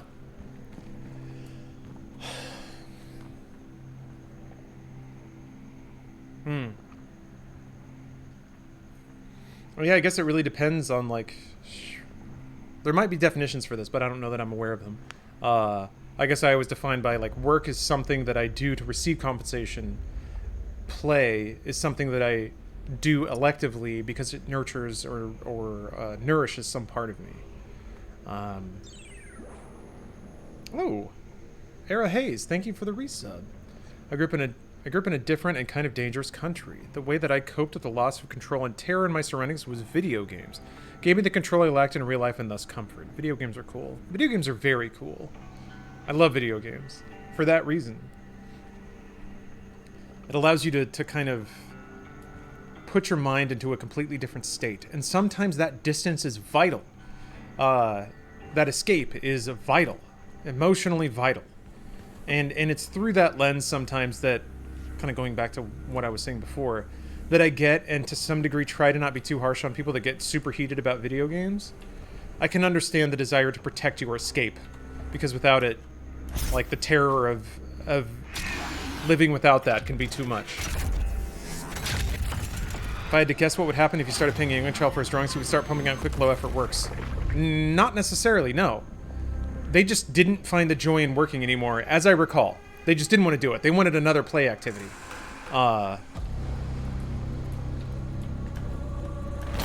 That is my recollection of this particular study, is that once you started compensating somebody for something, then they viewed the compensation as the goal, rather than the act of doing it itself. And that happened whether they knew it was happening or not. So, like, if you do something for fun, when you start getting compensated for it, oh, wait. You were right about that study? Google Mark R. Leopard, David Green, Stanford Drawing Study. All right, thank you, Paul Moore. I appreciate that. Thank you for... here we go. Yes, intrinsic desire and extrinsic reward. Yep. Undermining children's intrinsic interest with extrinsic reward. So they would basically take activities that children would do and then start rewarding them for it, not through money, but through, like, extra playtime or, like, more toys, candy, And then they found that, yeah, when they started compensating kids for stuff, the kids didn't want to do it anymore. Because I think the theory is, and I should read this entirely, but I think the theory that resulted, or the resulting conclusion, was that being compensated for something rewires how your brain appraises that activity, whether you want it to or not. And I think in the context of the book, it was making a larger point about how your brain will automatically rewire things to fit maybe not a narrative, but it's all the things that our monkey brains do to make sense of the world around us. And it turns out that our chaotic monkey brains developed a series of tools to kind of process the chaos and certainly the existential dread of being a sentient human being. And one of them is that, by and large, we like to think that our beliefs flow from information. We receive information, we process it, and therefore we derive truth from that information. When really it's the opposite. We have truth in our heads, and then we morph our perceptions around the world to fit that truth. Which is, I think you can see it all around you right now. The state of the world, especially with the internet. It becomes very easy to manufacture a worldview and push it. So yeah. The human psyche is an amazing thing. Oh, there was a study that brought an economy into a monkey society, and they just started paying for sex. Oldest profession.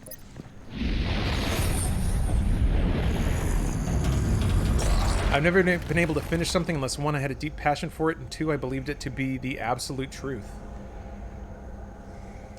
There is something so intoxicating and dangerous about throwing yourself fully into a pursuit. I think that's when the most amazing things happen. That's the mad scientist discovering electricity kind of stuff. If you're in a basement and just sort of devoted to it. That's also how cults happen. So you know, it's like a lot of things in the human experience. Ugh, like my armrests are sticky now. I think I might need to wipe these down. It's like it's cooling off, but I think I've sweat so much. Ugh. I was supposed to be working tonight, but my client canceled on me? Ugh. Hopefully you didn't need the money lobotomized. There's a lot of, a lot of wacky human behaviors that, are both a positive and a negative. Been wanting to write a screenplay and a book, but I can't get around to finishing it. Prime? If you really want to, this is something that I've noticed in my life, is that willing yourself to have more motivation doesn't work. If you treat yourself, your own person, like a Sims character, and structure it so that you have to, then that kind of does work. It's for me, it's like removing instead of just going through motions and like being like, I should eat less or I should drink less. It's more about, okay, when do I eat and drink? And then how do I stop those things from happening? So for you, I think the story can't get around to finishing the story. We'll break it down and dedicate time every day to working on it, actually working on it. The first couple of days you won't do shit and it'll feel like garbage and you'll want to give up. Don't do that. Find an hour a day if you can. Sometimes that's not easy, especially if you're a parent or something like that, but dedicate an hour to it a day. And you know what? By the time a month in, you may still not be done, but you'll be further along. You have to be. There's no way to not be if you're dedicating time to it. And you know what? You might even find after all that time that you don't even arrive where you thought you were. Like maybe you're not even going to close off the story that you're working on right now. But in the process, you might come up with a new idea, and that one might be way more interesting and way more well-formed. So I think it's a combo of like not dedicating yourself to a particular outcome that you want to realize, but also managing yourself and your time to at least dedicating time to it. If you want to. Maybe you don't. That's fine too. It's fine to be like, I'd rather play video games. Okay. No one's keeping score. That was awesome. Sometimes I think we often live with these shortcomings that we see, that we think about ourselves. Of like, here's all these things I could do. Oh, okay, you could. Or you could just chill out. Chilling out's pretty worthwhile too. I wrote a screenplay about 7 years ago, and honestly, you just have to keep working at it. It will feel really shitty at some points. You want to give up and start over, but eventually it will form into something you're proud of. Just got to put in the effort, even when you don't feel like it. I agree. Creative output is a grind like anything else. The best creatives just understand themselves enough to structure what they do. Creativity is a process. It's not spontaneous. It's knowing your own brain and the way it works, and then almost manipulating it like a tool. I just joined and I missed this. Mr. Conti, dude, I'm like this all the time. Maybe a little bit more because I'm a couple sips into a Four Loko seltzer, sour mango flavor. But yeah. I think the worst possible thing is to constantly live with like the what if feeling. Hypoflux, goddamn, that's a sub bomb. Thank you for the 10. And I love that Hypoflux sounds like something you would huff in a cyberpunk setting, so appreciate that. The betrayer's life signal is nearby. Thank you for the subs, though. Yeah, that's a There are damn. motion sensors and artillery everywhere. I kind of want to see this flame skin, so I'm gonna let this play out.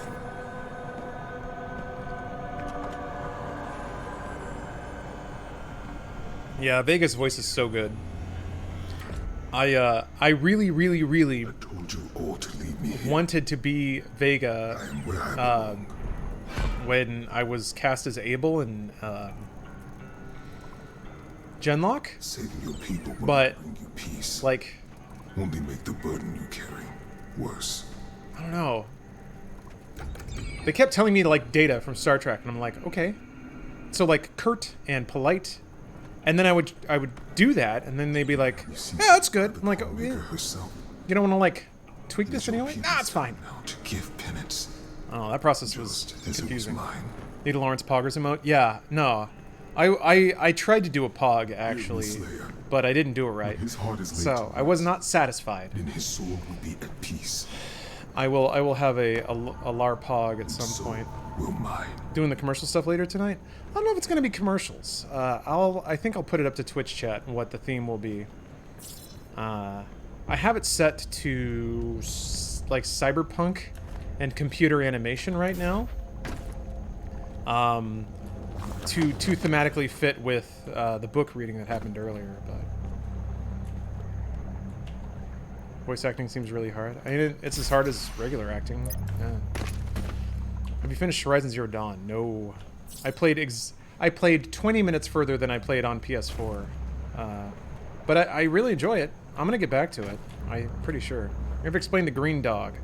Only like circumstantially. They talk about how hey, what's up, Bosnia Birdman? Welcome. They talk about how the Night Sentinel found a way to sort of exist in a plane between life and death, which is why the Night Sentinel are around at the end of 2016 and why King Novik is still sort of around. They're kind of like specters. Doom has some interesting and not exactly specific rules about life energy and the spirit. That is sort of the core of the world building of the new Doom series, is that the spirit is a quantifiable thing and contributes to Argent energy, or makes Argent energy. But yeah, that's kind of it, really. It's just like they're the Night Sentinels, and also I guess they're battle hounds. Extraction point has been identified. I will mark its location on your. We're so. Like, they provided such a service to the realm of Argenta that they were allowed to sort of persist in a spectral form after their death. They weren't sort of fed into the soul cycle machine that creates Argent energy.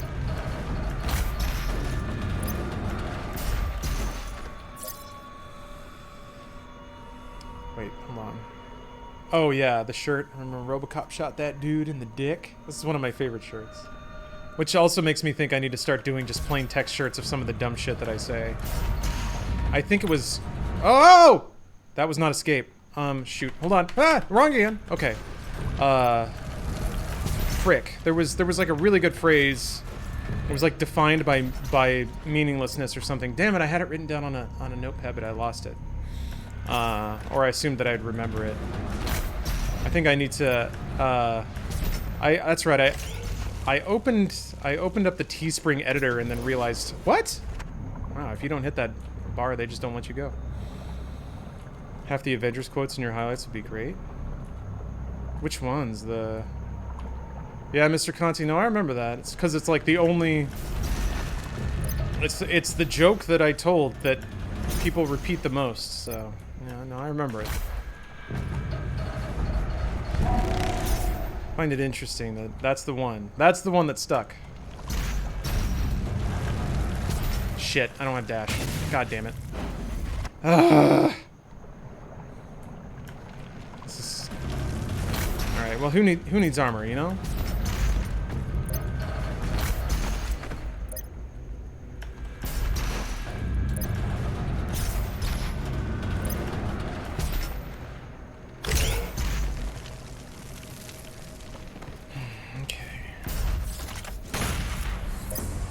Okay, remember the cacos. Gotta look up. Always looking up. I feel like cacodemons get me more than anything else these days. Fuck.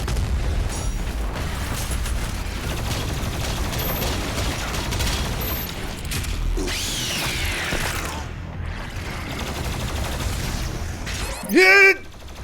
Same shit, man. Why did that get me again?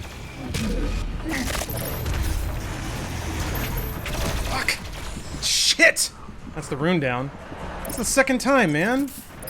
I should have just gone for the rampage.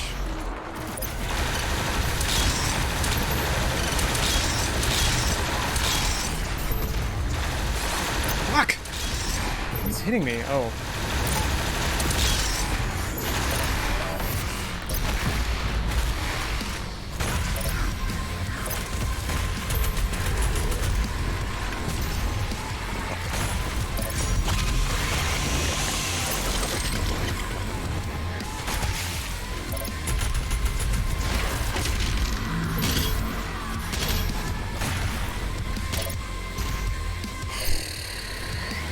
Watch out for that Hell Knight. What a silly way to die.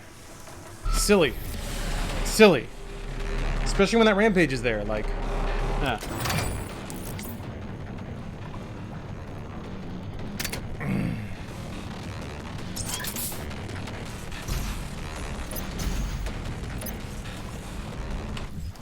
Get all the things? I did, okay. What? Alright. I was hearing Rammstein? Hell yeah. That's a sign that the soundtrack's good. Okay. Well, I mean, small victories. I get to Cultist Base basically every time now, so that's good. And Cultist Base is a really good level. So it has enhanced my enjoyment a lot to not flare out on the second level over and over again. By activating your celestial locator. Thanks, Vega. The hub has several areas locked off. Oh yeah, Four Loko has several seltzers now. Once power has been restored, you will be able to... The black cherry is it's a slog. It's not easy to get through. This sour mango is quite a bit better though. So total hours for Doom Eternal. Sentinel energy. Oh, no. 158. That's not that many. Also, there were a couple times I've left it running and walked away from it, or minimized it and forgot, so... Four Loko needs to bring back the OG formula. It's exactly the same, it just doesn't have caffeine. Although, I guess caffeine might have a bit of a flavor? So. If you wanted. Yeah, they're still 12%. Yep, they're still gross bombs of booze. If you want, and I'm not saying you should do this, nor would G Fuel as a brand recommend this, but I'm saying, if you wanted, you could take a Four Loko and just put a little shot of G Fuel in there. I'm saying you could, not that you should, or that you would. Well, that's available. There's an option available to you. Make some balls and rum? Oh man, that's a QuakeCon cocktail right there. I've never tried balls with a drink. I've only ever had balls at QuakeCon. I don't know what it is, man. I think they just sponsored that event. Did you ever ride motorcycles? Yeah, I still do. I have an electric motorcycle.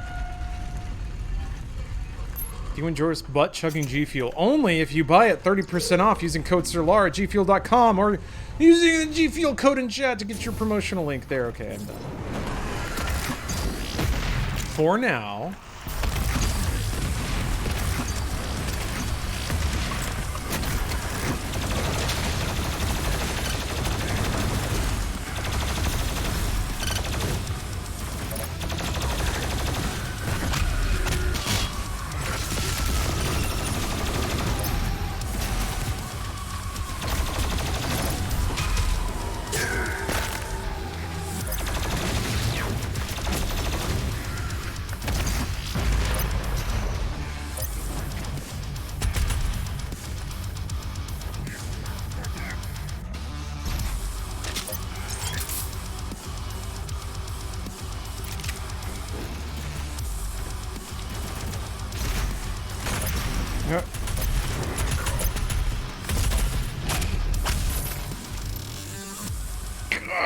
So good.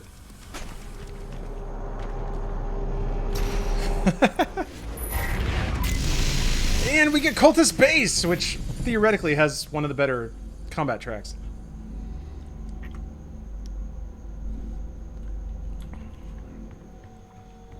But they're all so good. They're all so good. Anything with shit tons of sugar, good. Yep. You have described how 95% of the world's population drinks. I should say Americans. Americans. It seems like every other region has, like, their drink. If you go to England, it's room temperature beer and gin. Spain is, like, gin and tonics in a fishbowl. I love it, man. It's amazing to me how booze is so tied with every world culture because life is just too much some fucking times. India's Fanta? Really? Like just... Wait, Fanta, the fruit soda? Modelo is Mexico? Well,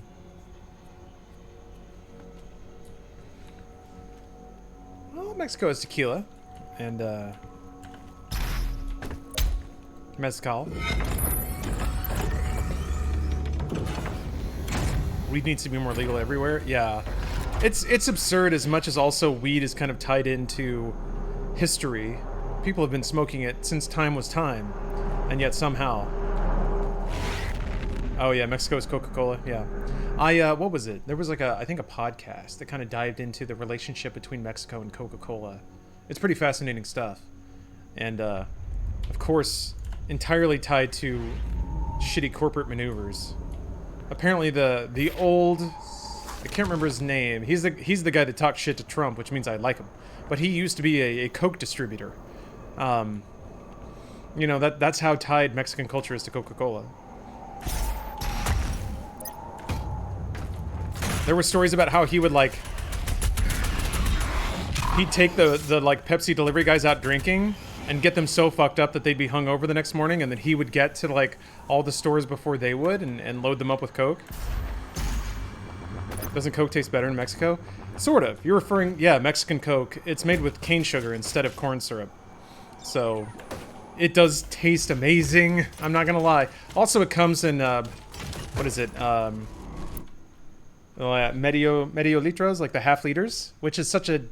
Just like a really satisfying bottle to grab and drink out of. It's a lot. It's probably too much for any one serving, but... Yeah, the glass bottles and everything.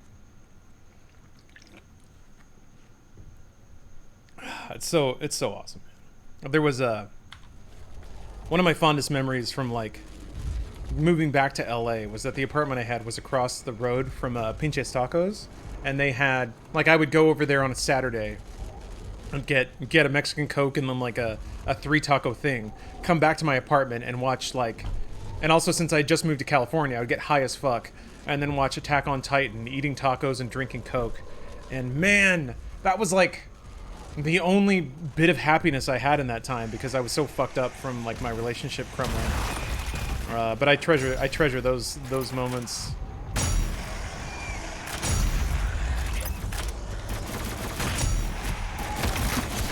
That's the kind of thing where I'm like, okay, whenever whenever someone says like, hey, you know, you really helped me get through a thing, I'm like, I get that.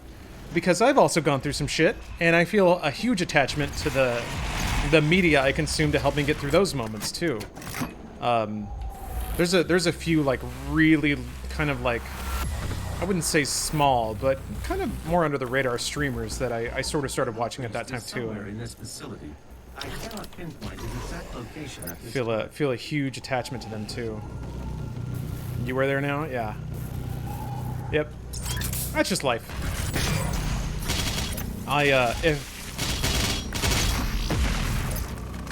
Here's the wild thing. For everyone right now that feels that about me, someone probably will feel that about them at some point too. Like, you were there for me when I needed you, and you right now, if you're hearing this, provided you do the right thing at the right time for the person who's there and needs something from you, you'll provide it to them because that's just what good people do. And you'll think like, well, that's nothing of it, but that person will think the world of it. And that's how good things happen. I don't know, we consume all these narratives about people climbing mountains and slaying dragons and doing all this stuff to like save the world. It's really not that dramatic. It's really just like being in the right place at the right time, and then when you're faced with the opportunity of doing nothing or doing something, doing a thing. It doesn't have to be big. Sometimes the smallest things are the biggest things, you know? I remember, oh, Everman, thank you for the Prime sub. I'm starting to get a little sentimental now. The Four Locos kicking in. But I feel weird saying it, but you and everyone who has been a part of FNUS really made things easier. That's great. That was... I don't want to cheapen it, but that was our job. That was our role. And it's everyone's role at some point, you know? You've got friends. They're going to need you at some point. You'll need them. We had the privilege of being kind of put... We were given a megaphone. So our particular brand of idiocy and being able to sort of be lighthearted and silly, that got magnified, but I don't think that makes it special. Gotta mix 4 Loco and 5 Hour Energy, make a 9 Loco. It's my time again. God. Let's see if you're strong enough to survive this cursed city. That's one of those like, okay boys, we're watching all the Lord of the Rings extendeds and we're gonna get messy. Top up. I don't want anyone falling asleep. Anyone passes out after Helm's Deep, The Slayer has arrived. I'm All peeing on your face. challenged personnel, please be advised. Oh, hey, Gilder. How you doing, dude? Howdy. You know what, Nah.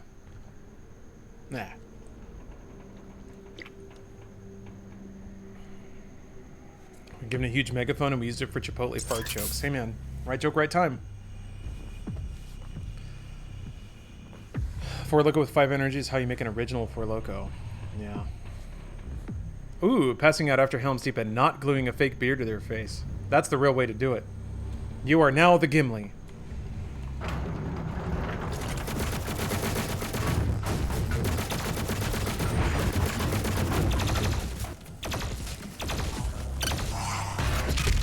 Alright. Gonna pause here. Charged opinion. Was Legolas the first e-boy?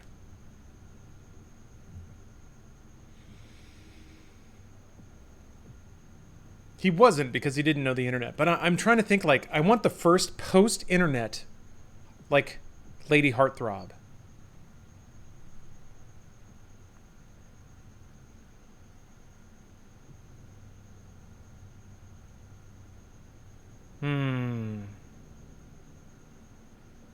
He was the first pro gamer? Yeah. You saw him, like, 2-arrow that one war elephant? That's a ninja move right there. Kyle Reese? I'm going Deep Terminator? I mean, Michael Biehn was hot as shit.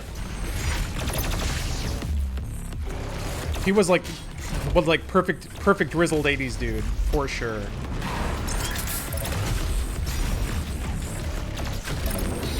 Do you think...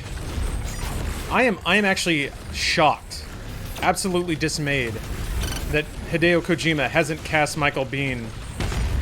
I might be completely biffing his name. Yeah, dude. Oh my god, dude. Fucking Bane Terminator 1 with like a duster and no shirt? Fuck me. I don't know, Kojima I think is smart enough to do like don't meet your heroes kind of thing, though. You think Deckard from Blade Runner? Also, you said Decker, not... How dare you? I don't know that Deckard was a heartthrob, really. That was a bum's duster? Yeah, but he worked it, man.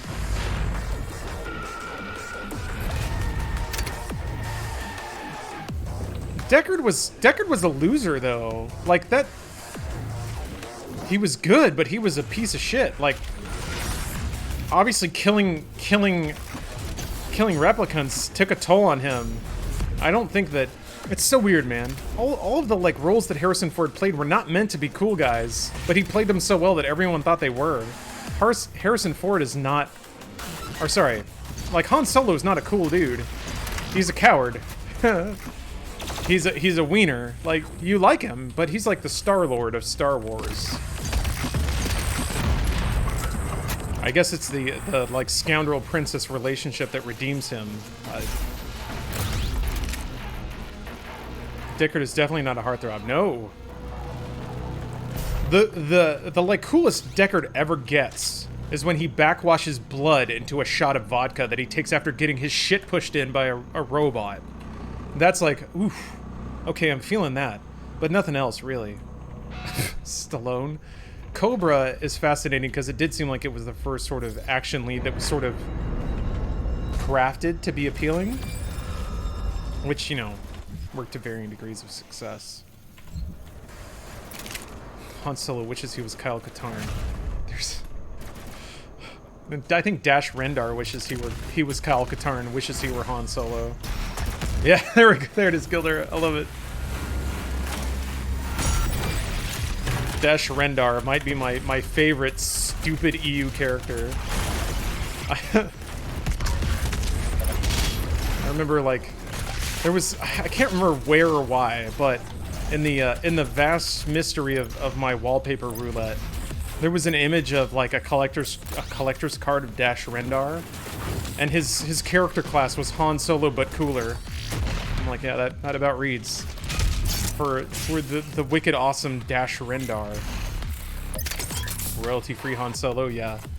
The Harrison Ford's likeness is too expensive Han Solo. They even gave him a nearly an identical ship. I guess it's a Corellian, so whatever, but still. Dash Rendar was badass enough to wear a short sleeve shirt on Hoth. I never thought about that. Not until just now. Holy shit. God. Shadows of the Empire, what a game, huh? I have the PC version, but I'm scared. I'm scared to run it because I don't think it'll make any sense. Now, Tom Hardy's a good-looking dude. Are we talking about Tom Hardy now? Here's the thing about Tom Hardy. Good-looking dude, amazing shape. He can act his fucking ass off. Holy shit, man. Tom Hardy's acting makes me more horny than how he looks.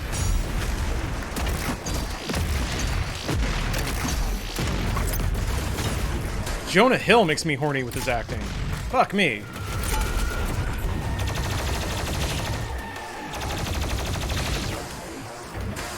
When is Jonah Hill gonna get his due? I don't know why this is aggravating me right now, but for real. Can we all agree that Jonah Hill has not really been celebrated as much as he should have been? And should be?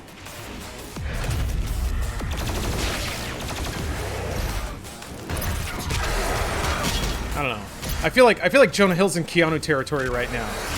Where like people just remember him from Superbad and that's it. But actually he's actually fucking amazing. Oh, Ryan Gosling is really good too. I think Margot Robbie's a better actress now. She looks. Yeah, that's frustrating. Like Margot Robbie's beautiful and like has played some roles that kind of. It's a little bit annoying, even though Birds of Prey was actually really fun. And she nailed the role, but like casting her as Harley, I'm like, she's a blonde ditz. That sucks. Because I, Tonya, take your breath away, man. Yeah, Margot Robbie can act.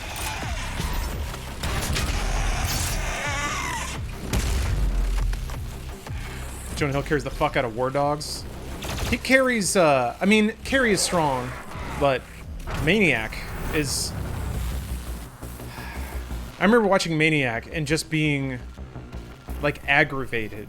Because I think that was before Arizona Circle, and I was just kind of starting to think about acting and performance. And then I saw Jonah Hill in Maniac, and I was like, well, okay, that's what an actual master can do. That's what somebody who's... wait, how do you quick stagger the Hell Knight? There's a couple ways. The heavy assault gun will do it if you hit him in the head a lot. Frag grenade will stagger him. Spraying with plasma can do it. I've seen Valerian. Dane DeHaan makes Cara Delevingne look like Meryl Streep in comparison. Yes, it's funny you bring that up because I watched it and I was like, why is this movie called Valerian? Because Laureline is the main character. I don't like Valerian, but Laureline is awesome. And she's actually the protagonist. Like, she's actually the one driving the story forward. Valerian is so like a 1999 movie in that there's something there, but an exec swooped in and was like, make it about this guy. We want the white dude who fucks to be the protagonist. And you're like, well, hold on. I don't know. Oh, Moneyball is a better single performance in my book, but War Dogs is almost a sabotage against two main actors. I haven't seen either of those films, actually, so... Favorite A24 movie, mine is Lighthouse. Well, I did actually just watch Uncut Gems. Uncut... Man. I'd have to look at a list, I think. Just realized, well, I got red, so... Let's try something daring. Hello, boys! Alright. It was draining, but good. Yeah, I don't know. It wasn't as draining for me. Like, what I appreciate about that movie is that it never asks you to empathize with the characters that are making terrible decisions. Unlike... Like, I can watch Breaking Bad or Game of Thrones or whatever, and it's characters, like, being cruel to each other, making horrible decisions. But the framing of it seems to imply that I'm supposed to be bought into this narrative at all. Which I'm not. But I feel... It's almost like the gaze perspective. Uncut Gems was like, here's a story of a wild character and the trajectory of their life. And then, you know, you kind of have this grand moment at the end where they lay out their belief system. And I'm like, okay, I can ride with this because it's not asking me to be empathetic. And yeah, how many times does Adam Sandler have to prove that he can act his ass off? I mean, I think most people got the message, but I found Jupiter Ascending to be more disappointing than Valerian. Really? Man, interesting. To me, Jupiter Ascending is like magnum opus territory for the Wachowskis.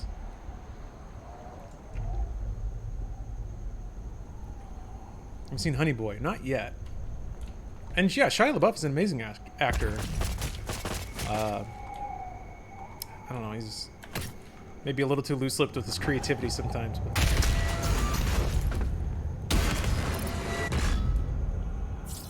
I never watched Jupiter Ascending. Jupiter Ascending is beautiful. Jupiter Ascending is marvelous trash. And it's made to be marvelous trash, so that's not an insult. There's a difference between trying to make something really good and it's accidentally trash, like The Room. I don't know if that was ever intended to be really good, but Jupiter Ascending, everything is so intentional, and it's an accidental. Yeah, what? Wait until you're not sober, one way or the other, and then watch it, and realize that you're watching the best live action adaptation of Inuyasha you ever will see. Yeah, it was definitely 3 movies crammed into one. You can feel where the movies were supposed to start and end. Like, Jupiter Ascending has an incredible act 2, and it would be an amazing film if it were its own movie.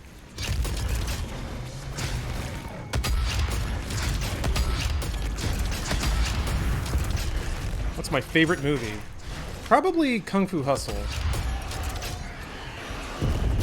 Yeah. Shit. Alright.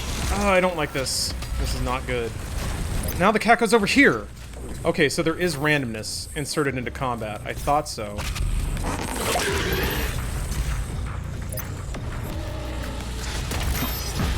Fuck.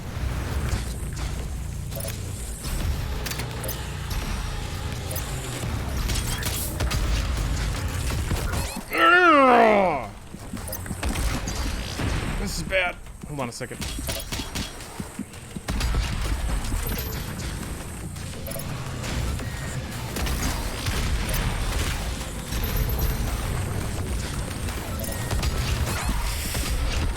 Fuck! Yeah, no. I knew that was coming. I just wasn't feeling right. It just wasn't feeling right. That's how it goes. Alright. That's fine. I'm too far into Four Locos now to put up a good performance. Who are some overrated actors? I don't wanna answer that. That's like, it's a negative leaning question. I don't like being negative. I think having the tiny glimpse of Hollywood that I do, and of like the agency side of things, or the representational side of things, if you get cast in a movie, that requires so much more work than just being good at acting. That if somebody gets there and they land a role and for some reason their acting skills are just a teensy bit under, I don't think there's any amount of underrating that goes into that. If that makes any sense. It's like, if you get cast in something, well, you did some kind of work to get there. Ooh.